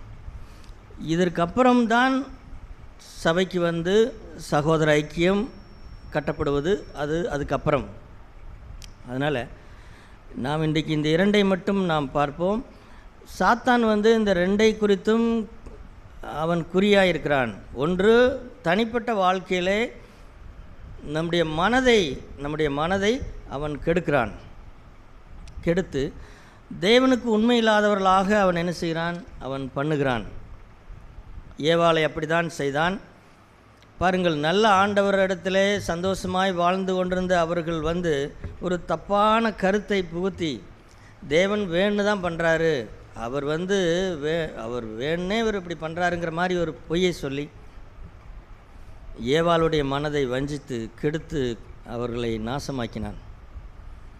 அதேபோல் குடும்பத்திலேயும் கூட குடும்பத்தையும் சிதைக்கும்படிக்கு சாத்தான் என்ன செய்கிறான்? சதா முயற்சி செய்கிறான். எனவே நாம் குடும்பத்திலே ஆணாக இருந்தாலும் சரி, பெண்ணாக இருந்தாலும் சரி, கணவனாக இருந்தாலும் சரி, மனைவியாக இருந்தாலும் சரி, தேவன் நம்மை எப்படி வைத்திருக்கிறார் என்கிறதை அறிந்து அதற்கேற்ற நாம் கிரியை செய்தோம் என்று சொன்னால், சாத்தான் என்னதான் நம்முடைய வீட்டு வாசற்படியிலே படுத்திருந்தாலும் என்ன செய்ய முடியாது? நம்மை ஒன்றும் செய்ய முடியாது அப்படிங்கிறதான். ஆகவே இந்த சத்தியங்களெல்லாம் உங்களுக்கு புதிதானதல்ல, நீங்கள் ஏற்கனவே கேட்ட சத்தியங்கள் தான். இருந்தாலும் அவைகளை திரும்ப நான் சொல்கிறேன்.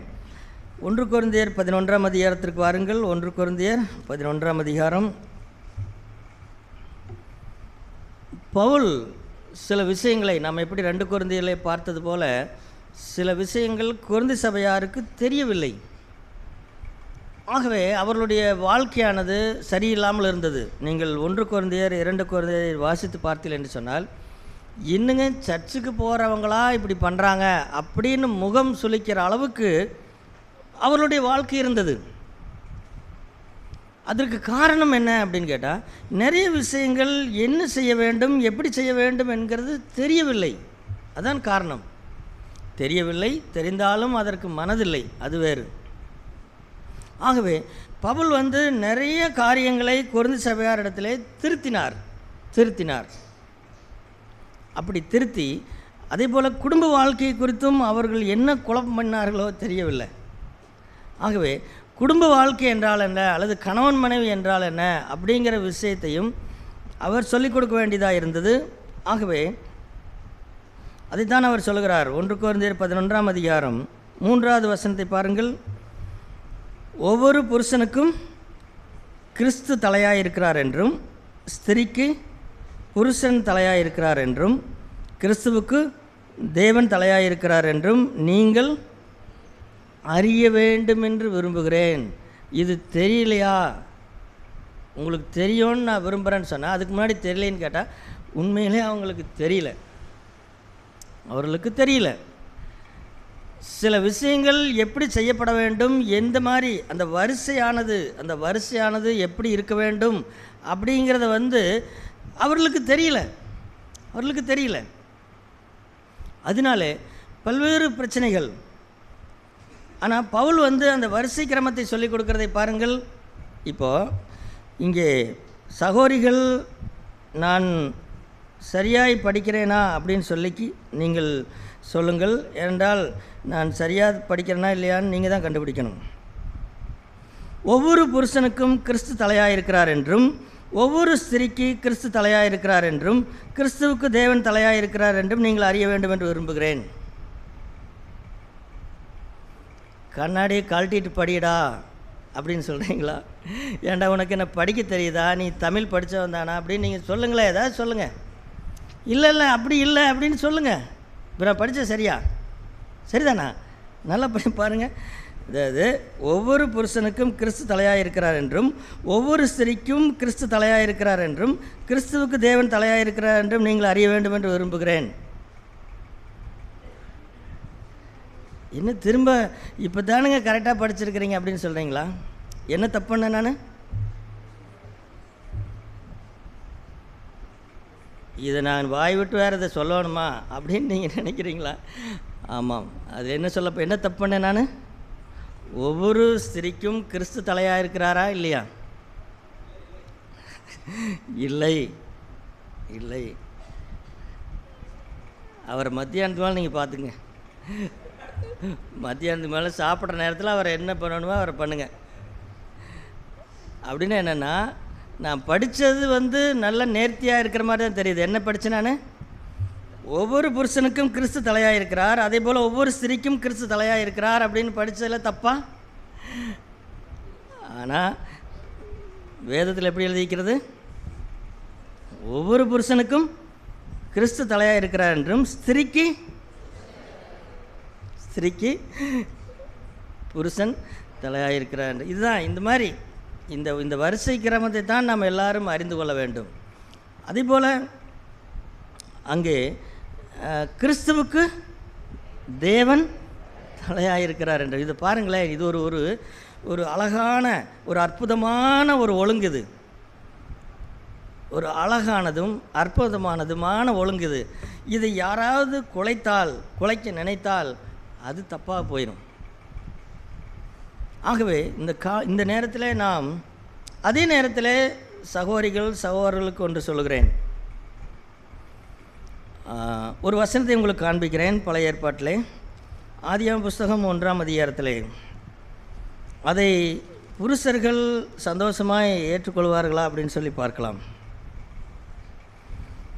ஆதியாகமம் புஸ்தகம் 1ஆம் அதிகாரம் 27வது வசனம். தேவன் தம்முடைய சாயலாக மனுஷனை சிருஷ்டித்தார், அவனை தேவ சாயலாகவே சிருஷ்டித்தார். இது வரைக்கும் படிக்கிறக்கெல்லாம் எனக்கு ஒன்றும் கஷ்டம் இல்லைங்க. அடுத்தது என்ன எழுதியிருக்கிறது? ஆணும் பெண்ணுமாக அவர்களை சிருஷ்டித்தார். எனக்கு அப்படியெல்லாம் தெரியலைங்க. எங்கள் வீட்டில் என்னோடய மனைவி பார்க்கும்போதுங்க எனக்கு அப்படியெல்லாம் தெரியலைங்க. அல்லது சகோதரிகளுக்கு பெரிய சந்தேகம். எங்கள் வீட்டுக்காரரை பார்க்கும்போது அப்படியெல்லாம் தெரியலைங்க. என்ன தெரியல? என்ன வாசிக்கிறோம்? தேவன் தம்முடைய சாயலாகவே மனுஷனை சிருஷ்டித்தார், அவனை தேவ சாயலாகவே சிருஷ்டித்தார், அவனை ஆணும் பெண்ணுமாக சிருஷ்டித்தார். அப்படியானால் இந்த வசனத்தில் இருக்கிற அர்த்தம் என்னன்னு கேட்டால், தேவ சாயல் எப்படி இருக்கிறது? 2 பேரிடத்துலையும் இருக்கிறதா இல்லையா? ஆணிடத்துலையும் இருக்கிறது, பெண்ணிடத்துலையும் இருக்கிறது. அப்படியெல்லாம் இல்லைங்க, நான் தானுங்க தேவசாயல், என்னோடய மனைவியெல்லாம் அப்படி கிடையாதுங்க அப்படின்னு சொன்னால் இந்த வசனத்தை நம்புறதா நீங்கள் சொல்கிறத நம்புறதா? அல்லது நான் தானுங்க எங்கள் வீட்டில் தேவசாயலுங்க, என் புருஷன் இருக்கிறாரே புருஷன், அவர் கல்லுங்க, அவரை நீங்கள் தேவசாயல்னு எப்படி சொல்லலாம்?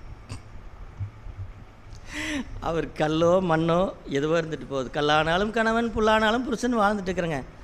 அவர் ஒரு நேரத்தில் கல்லாக இருக்கிறாரு, ஒரு நேரத்தில் புல்லாக இருக்கிறாரு. அவரை போய் நீங்கள் தேவசாயல்னு சொல்கிறீங்க? அவர் கல்லானாலும் சரி, புல்லானாலும் சரி, எப்படி ஆனாலும் சரி,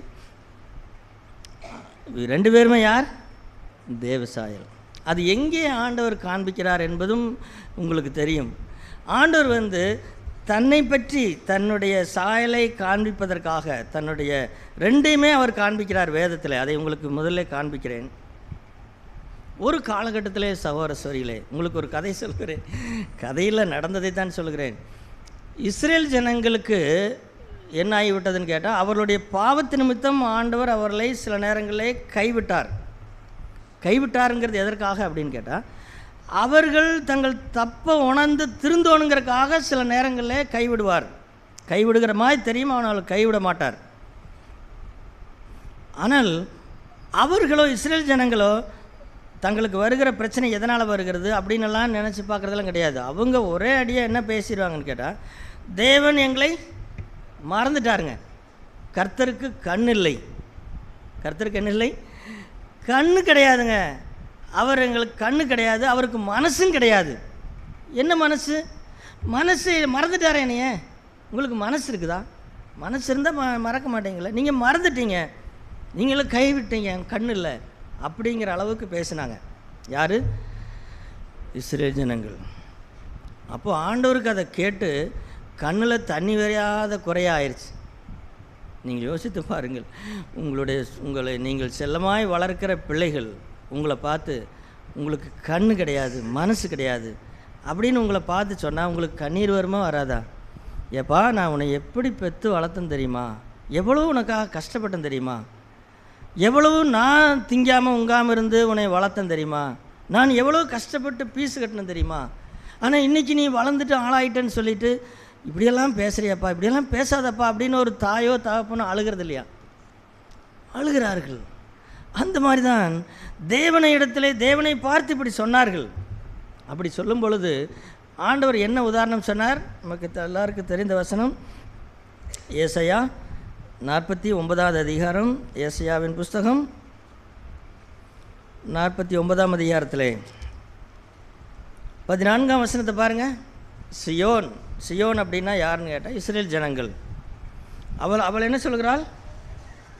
ஏசாயா 49:14, சியோனோ, கர்த்தர் என்னை கைவிட்டார், ஆண்டவர் என்னை மறந்தார்.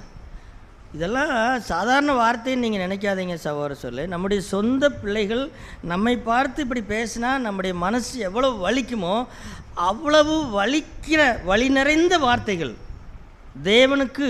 தேவனுடைய இருதயத்தை வலிக்க பண்ணுகிற வார்த்தைகள். நான் உன்னை மறப்பதில்லை, உன்னை கைவிடுவதும் இல்லை அப்படின்னு அவர் சொல்லியிருக்கிறாரே. நீ என் தாசன், நீ என்னால் மறக்கப்படுவதில்லைன்னு சொல்லியிருக்கிறாரே. மலைகள் விலகினாலும் பர்வதங்கள் நிலை பெயர்ந்தாலும் என் கிருபை உன்னை விட்டு விலகாமல் இருக்கும் என்று சொல்லியிருக்கிறாரே. நான் தொழிலாளி கை, அவன் வேலை செய்கிறதை மறந்தாலும் கூட நான் மறப்பதில்லைங்கிற மாதிரி சொல்லியிருக்கிறார். இப்படி எத்தனையோ அவர் சொல்லியிருக்கும் பொழுது இவ்வளோ சியோன் என்ன சொல்லுகிறாள்? கர்த்தரனை மறந்தார் அப்படின்னு சொல்கிறார். அப்போ தான் ஆண்டவர் ஒரு உதாரணத்தை காமிக்கிறார். என்ன உதாரணம் அது?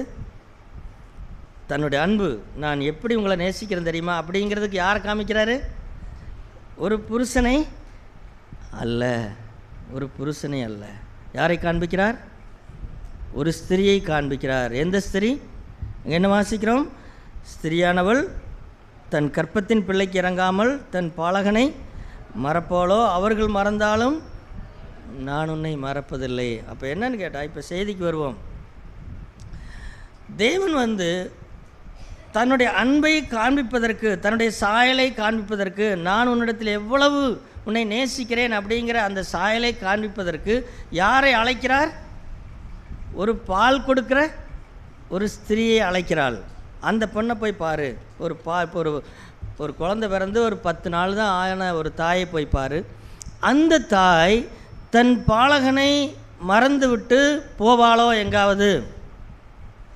இப்போ குழந்தை பிறந்து 10 நாள் தான் ஆயிருக்குன்னு வச்சுங்களேன், கை குழந்தைன்னு வச்சுங்களேன். அந்த குழந்தைய மறந்துட்டு நான் திருச்சி போய் ஜவுளி கடையில் ஜவுளி எட்டு வரலான்ட்டு இருக்கிறேன், திருச்சி சாரதாஸில் போய் நான் எடுத்துகிட்டு வரலான்ட்டு இருக்கிறேன், அல்லது தஞ்சாவூர் போய் அரண்மனையை போய் சுற்றி பார்த்துட்டு வரலான்னு இருக்கிறேன், எனக்கு ரொம்ப போர் அடிக்குது அப்படின்னு இந்த நன்னிலத்து தாய்மார்கள் யாராவது சொல்லுவீங்களா? சொல்லுங்களேன். இந்த 10 நாள் குழந்தைய பார்க்குறக்கே எனக்கு பிடிக்க மாட்டேங்குது, எனக்கு ஒரே டயர்டாக இருக்குது, நான் போய் தஞ்சாவூரில் நான் எல்லாத்தையும் சுற்றி பார்த்துட்டு கொஞ்சம் ஷாப்பிங் போயிட்டு வரலான்ட்டு இருக்கேன் அப்படின்னு எந்த தாயாவது சொல்லுவாளா? சொல்ல மாட்டாள். ஏனென்றால் அந்த பாலகன் ஏதோ 10 வயசு பாலகன் அல்ல, 20 வயசு பையன் அல்ல, 10 நாள் குழந்தை. அந்த குழந்தையை விட்டு அந்த தாய் எப்படி போவாள்? அதுபோல் நான் உங்களை நேசிக்கிறேன், நான் உங்களை எப்படி மறப்பேன்? உங்களை என்ன செய்கிறேன்? என்னுடைய உள்ளங்கைகளை வரைந்து வைத்திருக்கிறேன் அப்படின்னு ஆண்டவர் சொல்கிறார். இப்போ சொல்லுங்களேன், தேவசாயல் ஒரு சகோதரினிடத்தில் இருக்கிறதா இல்லையா? இருக்கிறது.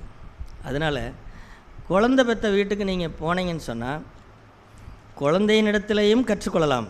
என்ன கற்றுக்கொள்ளலாம்? ஒரு கபடமில்லாத கண். அந்த குழந்தைய பார்த்தீங்கன்னா பரலோராஜ்யமே அதுதானுங்க. ஒரு குழந்தை தொட்டலில் படுக்கிற குழந்தைய நீங்கள் பார்த்தீங்கன்னு சொன்னால் அதுதான் பரலோகம். பரலோகம்னா அப்படி தான் இருக்கும். அதில் இடத்துல எந்த கபடும் இல்லை. அது வந்து என்னை யாரோ பார்க்க வந்திருக்கிறாங்க அப்படின்னு பார்த்தும் பார்க்காம இருப்போம் அப்படின்னு இருக்குமா? அல்லது கையில் ஒரு 200 ரூபா நோட்டை கொடுத்தா அப்பாடா இன்னைக்கு தான் வருமானம் வந்திருக்குது அப்படின்னு ஏதாவது பணத்தை இது பண்ணிக்குமா? சில பேர் அதையும் வந்து ஒரு மாதிரி பேசுவாங்க. பணத்தை கொடுத்தனா ஐயோ டப்புன்னு பிடிச்சிக்கிட்டானே, அது பாவம், அது என்னன்னே தெரியாது. அது வந்து கையில் ஏதோ வச்ச உடனே கையை மடக்குது, அவ்வளோதான். அது 200 ரூபா காசுன்னு அதுக்கு தெரியுமா? நாம் வேணால் வாயை பழப்போம். 200 ரூபாயா, 500 ரூபாயா, 1000 அப்படின்னு நாம் வேணால் காசுக்காக வாயை பழக்கிறவர்கள். ஆனால் ஒரு சின்ன குழந்தைக்கு பணமே தெரியாது. அதுதான் பரலோகம். பணத்தினால் அதை சந்தோஷப்படாது. அதை அந்த சின்ன பிள்ளையின் இடத்துல கற்றுக்கொள்ளுங்கள். அதே போல் ஒரு தாயை பாருங்கள், ஒரு தாயை பாருங்கள். அந்த தாய் அந்த குழந்தையின் மேல் எவ்வளவு கரிசனையாக இருக்கிறாள் என்று பாருங்கள். அப்படி தான் யார் இருக்கிறார்? தேவன் நம்மேல் இருக்கிறார். ஆகவே தேவன் ஆணும் பெண்ணுமாக, இப்போ நம்ம ஆதியாகம புஸ்தகத்தில் வாசித்தோம் அல்லவா, தேவன் தேவ சாயலாகவே மனுஷனை படைத்தார், அவர்களை ஆணும் பெண்ணுமாக படைத்தார் அப்படின்னு கேட்டால், தேவனுடைய ஒரு ஒரு ஒரு ஒரு அன்பின் சாயல், ஒரு அன்பின் சாயல் யாருக்கிட்ட தெரியுது? ஒரு அம்மா கிட்ட தெரியுது, ஒரு அம்மா கிட்ட தெரியுது. அப்போ ஒரு ஸ்திரீ முக்கியமானவர்கள் இல்லையா? மிக மிக முக்கியமானவர்கள். சபைக்கு சகோதரிகள் தேவையில்லையா? மிக மிக முக்கியமானவர்கள். ஆமாம், சபைக்கு சகோதரர் இருந்தால் போதும், சகோதரிகள் தேவையில்லை என்று சொல்லி யார் சொல்வது? எந்த முட்டாள் சொல்வது? இல்லை, சபைக்கு சகோதரர்கள் எவ்வளோ தேவையோ அதுபோல் சகோதரிகளும் தேவை. ஏனென்றால் சகோதரிகளிடத்திலையும் என்ன வருகிறது? தேவ சாயல் வருகிறது. ஒருவேளை சகோதரிகள் எழுந்து பெருசாக பிரசங்கம் பண்ண தெரியாமல் இருக்கலாம், அது பெரிய விஷயம் கிடையாது. தேவ சாயல் ஒரு ஒரு ஒரு ஒரு கரிசனையோடு கூட ஒரு பிள்ளையை மார்போடு அணைத்து கொள்கிற அந்த கரிசனை யார்? அது தேவ சாயல் அல்லவா? அது தேவன் அப்படித்தானே இருக்கிறார். அந்த தேவனை காண்பிக்கிறவர்கள் சகோதரிகள். அதுபோல் தேவனுடைய இன்னொரு சாயலை எங்கே பார்க்கிறோம்? லூக்கா 15ஆம் அதிகாரம். லூக்கா 15ஆம் அதிகாரத்தில் அங்கே இருக்கிற தேவ சாயல் யாரை காண்பிக்கிறது? ஒரு அன்புள்ள தகப்பன். அங்கே இருக்கிற தகப்பன், அவர் அன்புள்ள தகப்பன், ஞானமுள்ள தகப்பன். எப்படிங்கிறத எப்படி கண்டுபிடிக்கலான்னு கேட்டால், அந்த மகன் தன் சொத்தை கொடுன்னு கேட்குறான். நம்முடைய தேவன் சகோதர சொல்லி ஒன்றை புரிந்து கொள்ளுங்கள். அவர் வந்து கட்டி வச்சு அடிக்கிறவர் அல்ல, கட்டி வச்சு அடிக்கிறவர் அல்ல. அல்லது ஆதியிலிருந்தே கூட ஆண்டவர் வந்து இப்போ ஏதேன் தோட்டத்தில் வந்து அந்த அந்த மரத்தை படைக்கிறார் அல்லவா, அந்த மரத்தை படைச்சிட்டு சுற்றி வர முள்வேலி போட்டிருந்தா அந்த பிரச்சனை எதுக்குங்க வருது சொல்லுங்களேன்? நம்ம வேலி போட்டிருக்கிறோம் அல்லவா, அந்த மாதிரி ஒரு வேலியை போட்டிருந்தா இத்தனை பிரச்சனை எதுக்கு? இவர் ஏன் வேலி போடாம விட்டார் அப்படின்னு இன்றைக்கு நாம் சொல்லலாம். ஆனால் ஆண்டவர் வந்து மனுஷன் அப்படி அந்த டீசெண்ட் இல்லாமல் நடத்த மாட்டார். மனுஷன் திருடிக்குவான் அப்படின்னெல்லாம் பேச மாட்டார். மனுஷனை ரொம்ப மதிப்போடு நடத்துகிறவர், டீசெண்டாக நடத்துகிறவர். இவன் விட்டோம்னா வந்து திருடிட்டு போயிடுவானுங்க, வேலையை போடுங்க அப்படின்னெல்லாம் நடத்த மாட்டார். அதெல்லாம் மனுஷங்க பண்ணுற வேலை. ஆகவே நன்மை தீமை அறியத்தக்க விருட்சத்தின் மரத்தை சுற்றி வேலியெல்லாம் போடல ஆண்டவர், அது பாட்டுக்கு அது இருந்தது. அதேபோல் இளையகுமாரன் என் சொத்துக்களை எல்லாம் எனக்கு தாங்க அப்படின்னு சொல்லும் பொழுது, எடரா கைத்த மரத்தில் பிடிச்சி கட்டுறவனை அப்படின்னு என்ன செய்யலை, அப்படின்னு கட்டி வைக்கல. சொல்லி பார்த்துருப்பார், தங்கம் வேண்டாம் சாமி, நீ வந்து இவ்வளோ பணத்தை கொண்டு போய் வீணாக செலவழிச்சிருவ, வேண்டாம் வேண்டாம்னு சொல்லி பார்த்துருப்பார். அதெல்லாம் முடியாது, எனக்கு வர வேண்டியதை பங்கு எடுங்க. சொத்து பேரனுக்கு தானே வரணும், எங்கள் தாத்தா சொத்து இது, தாத்தா சொத்து பேரனுக்கு வரணும், எழுதி வைங்க, எனக்கு பிரித்து கொடுங்கன்னு சொல்லி என்ன செஞ்சான்? கேட்ட பொழுது அவர் அந்த நல்ல தகப்பன் என்ன செய்தார்? பிரித்து கொடுத்து விட்டார். அதுபோல் ஆண்டவர் இன்றைக்கு வரைக்கும் சகோதர சொல்ல மனுஷனுக்கு எல்லையில்லாத சுயாதீனத்தை கொடுத்து வைத்திருக்கிறார்.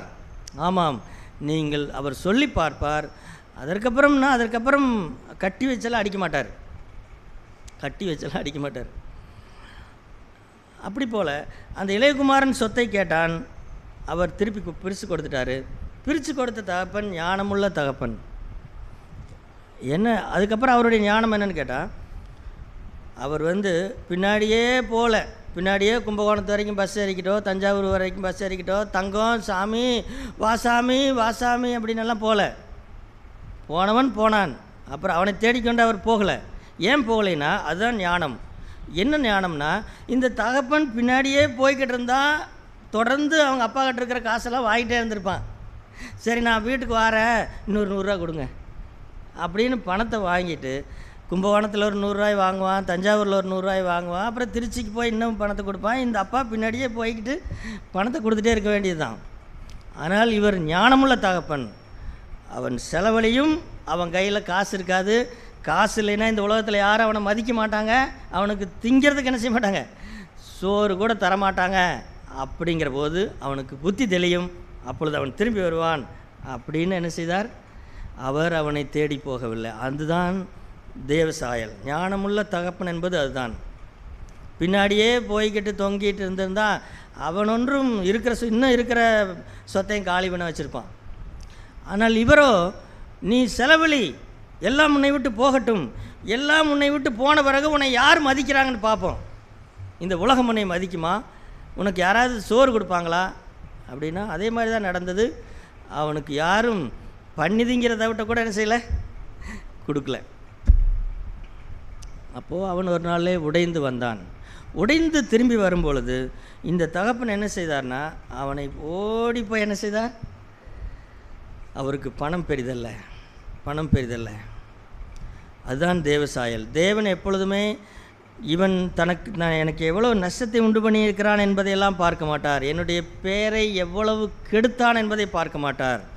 கிறிஸ்தவன் பேர் சொல்லிக்கிட்டு எவ்வளவு ஆண்டவருக்கு அவமரியாதையும் மரியாதை குறைச்சலையும் பண்ணி வைத்தான் அப்படின்னு பார்க்க மாட்டார். மனம் திரும்பி வரும் பொழுது அவர் அவனை என்ன செய்கிறார், கட்டி அணைத்து ஏற்றுக்கொள்கிறார். அப்போது இப்போ 2 பேரையும் பார்த்தோம். என்ன பார்த்தோம், ஒரு ஸ்திரீனிடத்திலே தேவசாயல் இருக்கிறதா இல்லையா, இருக்கிறது. அதே போல் ஒரு அன்பான அல்லது ஒரு கண்டிப்பான புருஷனிடத்திலே கணவனிடத்திலே தேவசாயல் இருக்கிறதா, இருக்கிறது. இது 2 பேருமே நீங்கள் ஏற்றுக்கொள்ளுங்கள். புருஷர்கள் மனைவியினிடத்திலே தேவசாயல் இருக்கிறது என்பதை நான் சொல்லவில்லை, இந்த வசனத்தின்படி ஏற்றுக்கொள்ளுங்கள். வசனத்தின்படி தேவசாயல் என் மனைவியினிடத்தில் இருக்கிறது என்பதை புருஷர்கள் அங்கீகரித்துக் கொள்ளுங்கள். அதே போல் மனைவிகள் என் புருஷனிடத்திலே தேவசாயல் இருக்கிறது, அவர் கண்டிக்கிறார் அப்படின்னு சொன்னால் அது சும்மாலாம் கண்டிக்கலை அப்படிங்கிறது சகோதரிகள் உணர்ந்து கொள்ளுங்கள். அப்போ 2 தேவசாயலும் சேரும் பொழுது அது என்ன ஆகுறதுன்னா அது பரிபூர்ணமாகிறது. சரி, இப்பொழுது அடுத்த அந்த வசனத்திற்கு திரும்ப வருவோம். அந்த வரிசையை நாம் படித்தோம் அல்லவா, 1 கொரிந்தியர் 11ஆம் அதிகாரம். 1 கொரிந்தியர் 11ஆம் அதிகாரத்தில் அந்த வரிசையை திரும்ப நாம் படிப்போம். அந்த வரிசையில் முதல் வரிசையில் முதல்ல என்ன வாசித்தோம் அப்படின்னு கேட்டால், முதல்ல யார் இருக்கிறார், பிதா இருக்கிறார் என்று வைத்துக்கொள்வோம். நம்முடைய பரலோக தகப்பன் பிதா இருக்கிறார் என்று வைத்துக்கொள்வோம். இப்போது அவருக்கு கீழே யார் இருக்கிறாங்க, அவருக்கு கீழே பிதாவுக்கு கீழே யார் இருக்கிறார், கிறிஸ்து. அதை புரிந்து கொள்ளுங்கள். என்றால் இந்த விஷயத்தை மட்டும் எடுத்துட்டோம்னு சொன்னால் அது தப்பாக போயிடும். கிறிஸ்துவை பாருங்கள், அதாவது அவர் பிதாவுக்கு சமமானவர் தான், ஆனாலும் கூட அவர் தானாக முன்வந்து என்ன செய்கிறார், கிறிஸ்து பிதாவுக்கு கீழாக அவர் எனக்கு தலையாக இருக்கட்டும், நான் அவருக்கு கீழாக நான் இருக்கட்டும் அப்படின்னு சொல்லி தானாக இயேசு கிறிஸ்து முன்வந்து பிதாவுக்கு கீழாக வந்தாரா இல்லையா, வந்தார். சரி, இப்போ அவர் யாராருக்கு மாதிரின்னு கேட்டால் ஒரு ஸ்திரிக்கும் மாதிரி, ஒரு புருஷனுக்கும் மாதிரி. யார், கிறிஸ்து. ஏனென்றால் ஒரு அடிப்படையில் பார்க்க போனால் பிதாவுக்கு கீழாக அவர் இருக்கிறார், இன்னொரு அடிப்படையில் பார்த்தால் புருஷனுக்கு மேலாக இருக்கிறார். இதை புரிந்து கொள்ளுங்கள் தயவுசெய்து. புருஷனுக்கு அவர் தலையாக இருக்கிறார், ஆனால் அவருக்கு தலையாக யார் இருக்கிறார், பிதா இருக்கிறார். அப்போது அவருக்கு 2மே தெரியும். என்ன தெரியும், பிதாவுக்கு கீழ்ப்படிந்திருக்கவும் தெரியும், ஒரு புருஷனுக்கு தலையாக இருக்கவும் தெரியும் அப்படிங்கிறது. அப்படியானால் என்ன அர்த்தம்னு கேட்டால், கீழ்ப்படிய தெரியும், அன்பு கூற தெரியும். யாருக்கு, இயேசுவுக்கு. அதனால தான் இயேசு கிறிஸ்து சகோதரர்களுக்கும் மாதிரி, அதாவது ஒரு புருஷனுக்கும் மாதிரி, ஒரு ஸ்திரிக்கும் மாதிரி.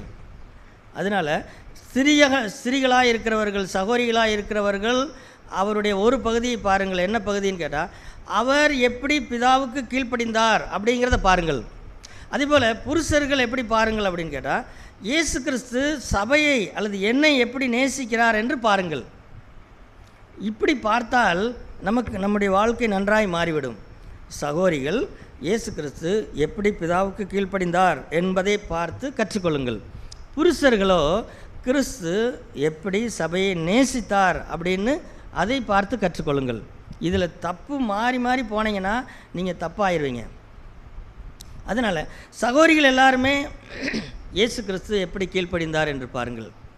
அவர் இந்த பூமிக்கு வரும்பொழுது சகோதரர்களே, அவருக்கென்று எந்த திட்டமுமே இல்லை. ஆனால் அவர் யாருன்னு கேட்டால், அவர் சாதாரணமான ஆள் கிடையாது. அவர் என்ன பஞ்சப்பிரதேசியெல்லாம் கிடையாது. அவர் நித்தியமாக யுக யுகமாக அவர் யாருக்கு சமமாக இருந்தார்? தேவனுக்கு சமமாக இருந்தவர். அப்படி இருந்தவர் இந்த பூமிக்கு வரும்பொழுது அவர் என்ன சொல்கிறாரோ அதற்கு கீழ்ப்படியும்படிக்கு அவர் வந்தார். அப்போ பிதாவானவர் என்ன சொன்னார்? நீ முதல்ல என்ன செய்ய வேண்டும்? ஒரு மாட்டு தொழுவத்திலே பிறக்க வேண்டும். அதற்கு பிறகு ஒரு நன்மை ஏதும் வாசமாக இல்லாத ஒரு நாசரேத்தூரிலே வாழ வேண்டும். அதற்கப்புறம் பெரிய கவர்ச்சி இல்லாத ஒரு தச்சு தொழிலை செய்ய வேண்டும் அப்படின்னு சொல்லி, எந்த தொழிலும் மோசமானதல்ல சகோதரர்களே. நான் தொழிலை பற்றி நான் பேசவில்லை. இந்த உலகம் பார்க்கிற பார்வையின்படி சொல்ல வருகிறேன். நானும் ஒர்க்ஷாப் வேலை தான் செய்கிறேன். ஆகவே இதற்கெல்லாம் இயேசு கிறிஸ்து என்ன செய்தார்? சரிங்க சரிங்க சரிங்க ஆண்டவரே, சரிங்க ஆண்டவரே, சரிங்க ஆண்டவரே அப்படின்னு கீழ்ப்படிஞ்சார். அந்த கீழ்ப்படிதல் எது வரைக்கும் இருந்ததுன்னு கேட்டால், அவருடைய மரணம் வரைக்கும். சாகிறதுல கூட எனக்கு நல்ல சாவு வரவன்னு கூட அவர் என்ன செய்யலை? அவர் கேட்கல. இப்போ நம்ம சில பேர் அப்பா அம்மார்கள் சொல்கிறோமல்லவா, இங்கே பாரு எனக்கு ஒரு நாள் சாவு வரும், அந்த சாவில் எல்லாரையும் கூப்பிடணும், எனக்கு இப்படியெல்லாம் பண்ணணும், பணத்தை வேணால் நான் இப்போயே சேர்த்து வைக்கிறேன். இப்போ நிறைய பெற்றோர்கள் தன்னோட அடக்காராதனை நன்றாக நடக்கணுங்கிறக்காக பணத்தை கூட சேர்த்து வச்சுருக்கிறாங்க. அப்படி வச்சு என்னை கொட்டு முழங்கத்தான் என்னை கூட்டிகிட்டு போகணும். என்னை லாரியில் இந்த என்னமோ டிசைனாக லாரி இருக்குல்லவா, அதில் வச்சு தான் என்னை கூட்டிகிட்டு போகணும். அடக்காராதனை அவ்வளோ சிறப்பாக இருக்கணும். அதெல்லாம் சும்மா சாதாரண பண்ணக்கூடாது. இப்போ இயேசு கிறிஸ்துவுக்கு இப்படி அடக்காராதனையாவது சிறப்பாக இருந்ததா? அல்லது அவருடைய மரணமாவது நல்ல சாவுன்னு சொல்ல முடியுமா? நல்ல சாவுங்க அப்படின்னு சொல்கிறாங்களோ, அப்படி இருந்ததா? இல்லை, அவர் ஒரு குற்றவாளியை போல் என்ன செய்தார்? வீதியில் போகிறவன் பார்க்குறவனெல்லாம், எப்போ அவனும் ஒரு திருடன், இந்த பக்கம் இருக்கிற அவனும் ஒரு திருடன், அப்போ இவன் நடுவாள் இருக்கிறது யார்? இப்படி பேசியிருப்பாங்களா, பேசியிருக்க மாட்டாங்களா? என்ன பாருங்கள், அதாவது சாவில் கூட ஒரு நல்ல பேர் இல்லைங்க, வாழ்க்கையில் நல்ல பேர் இல்லை. அப்போ இதெல்லாம் பிதாவுடைய சித்தம் அப்படின்னு சொன்ன பொழுது, நான் கீழ்ப்படுகிறேன் அப்படின்னு இருந்தாரா இல்லையா? இப்போ சகோதரிகள் சொல்லுங்களேன், இப்போ நீங்கள் கல்யாணத்துக்கு முன்னாடி உங்கள் அப்பா அம்மா உங்களை எப்படி வேணாலும் வளர்த்துருக்கலாம். எப்படி வளர்த்துருக்கலாம்? ஒரு கோடீஸ்வரியை போல் வளர்த்திருக்கலாம், அல்லது உங்கள் கால் மண்ணில் படாமல் கூட வளர்த்திருக்கலாம். ஆனால் இப்போ வாழ்க்கப்பட்டு போன இடம் எப்படிப்பட்டது? வாழ்க்கப்பட்டு போன இடமும், நான் எங்கள் வீட்டில் எப்படி வாழ்ந்தேன், எங்கள் அப்பா என்னை எப்படி பார்த்தாரு வச்சார், எனக்கு என்னெல்லாம் வாங்கி கொடுத்தாரு, என்னுடைய கண்ணில் தண்ணியே வராது. என் கண் கொஞ்சம் ஒரு மாதிரி ஆச்சுனாவே எங்கள் அப்பா பார்த்துருவார். தங்கம் நீ கலங்காதம்மா, உனக்கு என்ன ட்ரெஸ் வேணும் வாங்கி கொடுக்குறேன், 10,000 ரூபாயானால் வாங்கி கொடுக்குறேன் அப்படின்னு அப்பா என்ன செய்தார்? எங்கள் அப்பா என்னை இப்படி வளர்த்தாரு. ஆனால் இந்த புருஷன் இருக்கிறாரே, புருஷன் நான் கண்ணீர் விட்டு அழுதாலும் எனக்கு என்ன செய்யறதில்லை? வாங்கி தருகிறதில்லை. நான் எங்கள் வீட்டில் எப்படி மட்டன் சாப்பிட்டேன் தெரியுங்களா? எங்கள் அப்பா எனக்கு வாய்க்கு எனக்கு பிடிக்கலப்பான்னு சொன்னாவே உடனே வாங்கிட்டு வந்துடுறாரு. ஆனால் இந்த புருஷங்கிட்ட எனக்கு மட்டன் எடுக்கலாம்னு சொன்னாலும் கூட இவர் கருமியாக இருக்கிறார், கஞ்ச கருமி. ஒரு கருமியின் இடத்துல என்னை கட்டி கொடுத்துட்டாங்க. என்னுடைய வாழ்க்கையே கண்ணீராக இருக்குது அப்படின்னு சொல்கிறீங்களா? இயேசுவின் இடத்துல போங்கள். யார் இடத்துல போங்கள்? இயேசுவின் இடத்துல போங்கள். கீழ்ப்படுதலை கற்றுக்கொள்ளுங்கள். உங்கள் புருஷன் இப்படியெல்லாம் இருக்க மாட்டார்னு நான் நினைக்கிறேன். நான் சொல்கிற மாதிரியே என் புருஷனை பற்றி தப்பாவாக பேசுகிறீங்க அப்படின்னு நீங்கள் நினைக்கலாம். அப்படி சொல்கிற மாதிரி இருக்கிறார் அவங்க வீட்டுக்காரர். அப்படி இருந்தாலும் பரவாயில்ல. அப்போ என்னென்னா கீழ்ப்படிதல் கீழ்ப்படிதல் கீழ்ப்படிதல் கீழ்ப்படிதல். இயேசு கீழ்ப்படிந்தார், இயேசு கீழ்ப்படிந்தார். அதுபோல் நீங்கள் சகோதரிகள் அருமையான சகோதரிகளே உங்களுக்கு நான் சொல்லுகிறேன். அதாவது இப்போ நீங்கள் என்ன செய்கிறீங்க அப்படின்னு கேட்டால், உங்கள் வாழ்க்கை எவ்வளவு சீரழிஞ்சு கிடக்கிறது, எவ்வளவு கீழே இருக்கிறீங்கன்னால நான் அதை சொல்ல வரல. நீங்கள் காண்பிக்கிறது என்னது? அது ஒரு தேவ சாயல். அது யாருடைய சாயல்? அது கிறிஸ்துவுடைய சாயல். இப்போ குடும்பத்தில் என்னுடைய பொறுப்பு என்ன?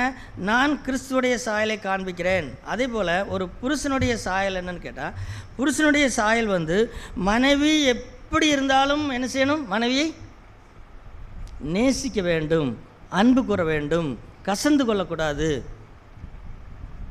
புருஷனுடைய அன்பிலே மனைவி எப்படி இருக்க? இப்போ புருஷர்களுக்கு வருகிறேன். புருஷர்கள் சொல்லுங்களேன், உங்களுடைய அன்பிலே உங்கள் மனைவி எப்படி இருக்கிறாங்க? உங்களுடைய அன்பிலே உங்கள் மனைவிகள் எப்படி இருக்கும்னு கேட்டால், மயங்கி இருக்க வேண்டும். எப்படி இருக்கணும்? அப்படி ஒரு வசனம் இருக்குதா இல்லையா? ஒரு வசனம் இருக்குது, நீதிமொழிகள்லையோ ஏதோ ஒன்று இருக்குது. அவளுடைய நேசத்தால் நீ எப்பொழுதும் மயங்கி இருப்பாயாக அப்படின்னு சொல்லி. அப்போ ஒரு பொண்ணுக்கு ஒரு மனைவிக்கு சகோதர சொல்லி நீங்கள் ஆயிரக்கணக்கான ரூபாயில் வாங்கி கொடுக்காட்டி பரவாயில்ல, ஆனால் அன்பு அன்பு அன்பு, அவளை அப்படியே ஏற்றுக்கொள்ளுங்கள், நேசியுங்கள், கசந்து கொள்ளாதிருங்கள், மரியாதை இல்லாமல் பேசாதிருங்கள். நிறைய புருஷர்களுக்கு மனைவியை மரியாதையோடு கூட நடத்தவே தெரிகிறதில்லை. இயேசு உங்களை அப்படி தான் நடத்துகிறாரா? சொல்லுங்களேன். நீங்கள் மனைவி கிட்ட பேசுகிற மாதிரி இயேசு உங்கள்கிட்ட எப்பாவது பேசிக்கிறாரா? அறிவு இருக்குது அவனுக்கு, இப்படி சோறு வச்சா இப்படி வச்சா யார் திங்கிறது அப்படின்னு இயேசு எப்பொழுதாவது உங்கள்கிட்ட பேசியிருக்கிறாரா? இயேசு எப்பொழுதாவது மரியாதை இல்லாமல் உங்களை நடத்தியிருக்கிறாரா? இல்லை. அவருடைய அன்பில் இப்போ கேள்வி என்ன அப்படின்னு கேட்டால், இந்த வரிசை கிரமத்துக்கு வருவோம். வரிசை கிரமத்தை சொல்லி விடுகிறேன். அதாவது பிதாவுடைய அன்பிலே இயேசு சந்தோஷமாக இருந்தாரா இல்லையா? சந்தோஷமாக இருந்தார். என் பிதா என்னை விட்டு விலகுவதில்லை அப்படின்னு சொல்லி பிதாவுடைய அன்பிலே அவ்வளவு சந்தோஷமாக இருந்தார். அதனால தான் சீசர்கள் கூட அவரை விட்டு போய்விடலாம் அப்படின்னு கூட நினைக்கும் பொழுது கூட, எல்லாரும் என்னை விட்டு போனாலும் எனக்கு என்ன இல்லை, எனக்கு கவலை இல்லை, என் பிதா என்ன செய்கிறார்? என்னோடு கூட இருக்கிறார் அப்படின்னு சொல்லி, பிதா என்னில் எப்படி அன்பாக இருக்கிறார் அப்படிங்கிறத இந்த உலகம், இந்த சீசரில் அறிந்து கொள்ளணும் அப்படின்னு சொல்லி அவ்வளவு பிதாவுடைய அன்பிலே அவ்வளவு சந்தோஷமாக இருந்தார் இயேசு கிறிஸ்து. சரி, இப்போது அந்த வரிசைக்கு அடுத்தபடியாக வருகிறோம். இப்போது இயேசு கிறிஸ்துவுடைய அன்பிலே யார் கலிகூர்ந்திருக்கிறது? சொல்லுங்களேன். இயேசு கிறிஸ்துவுடைய அன்பிலே யார் அடுத்தது கலிகூர்ந்திருக்கிறார்கள்?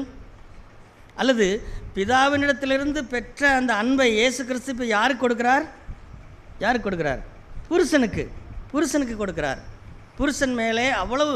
இப்போ இயேசு கிறிஸ்து சொல்கிறார் அல்லவா, நான் உங்களில் அன்பாக இருக்கிறது போல அப்படின்னு சொல்லும் பொழுது, இயேசு சகோதரர்களே நம்மை அப்படி நேசித்தார்.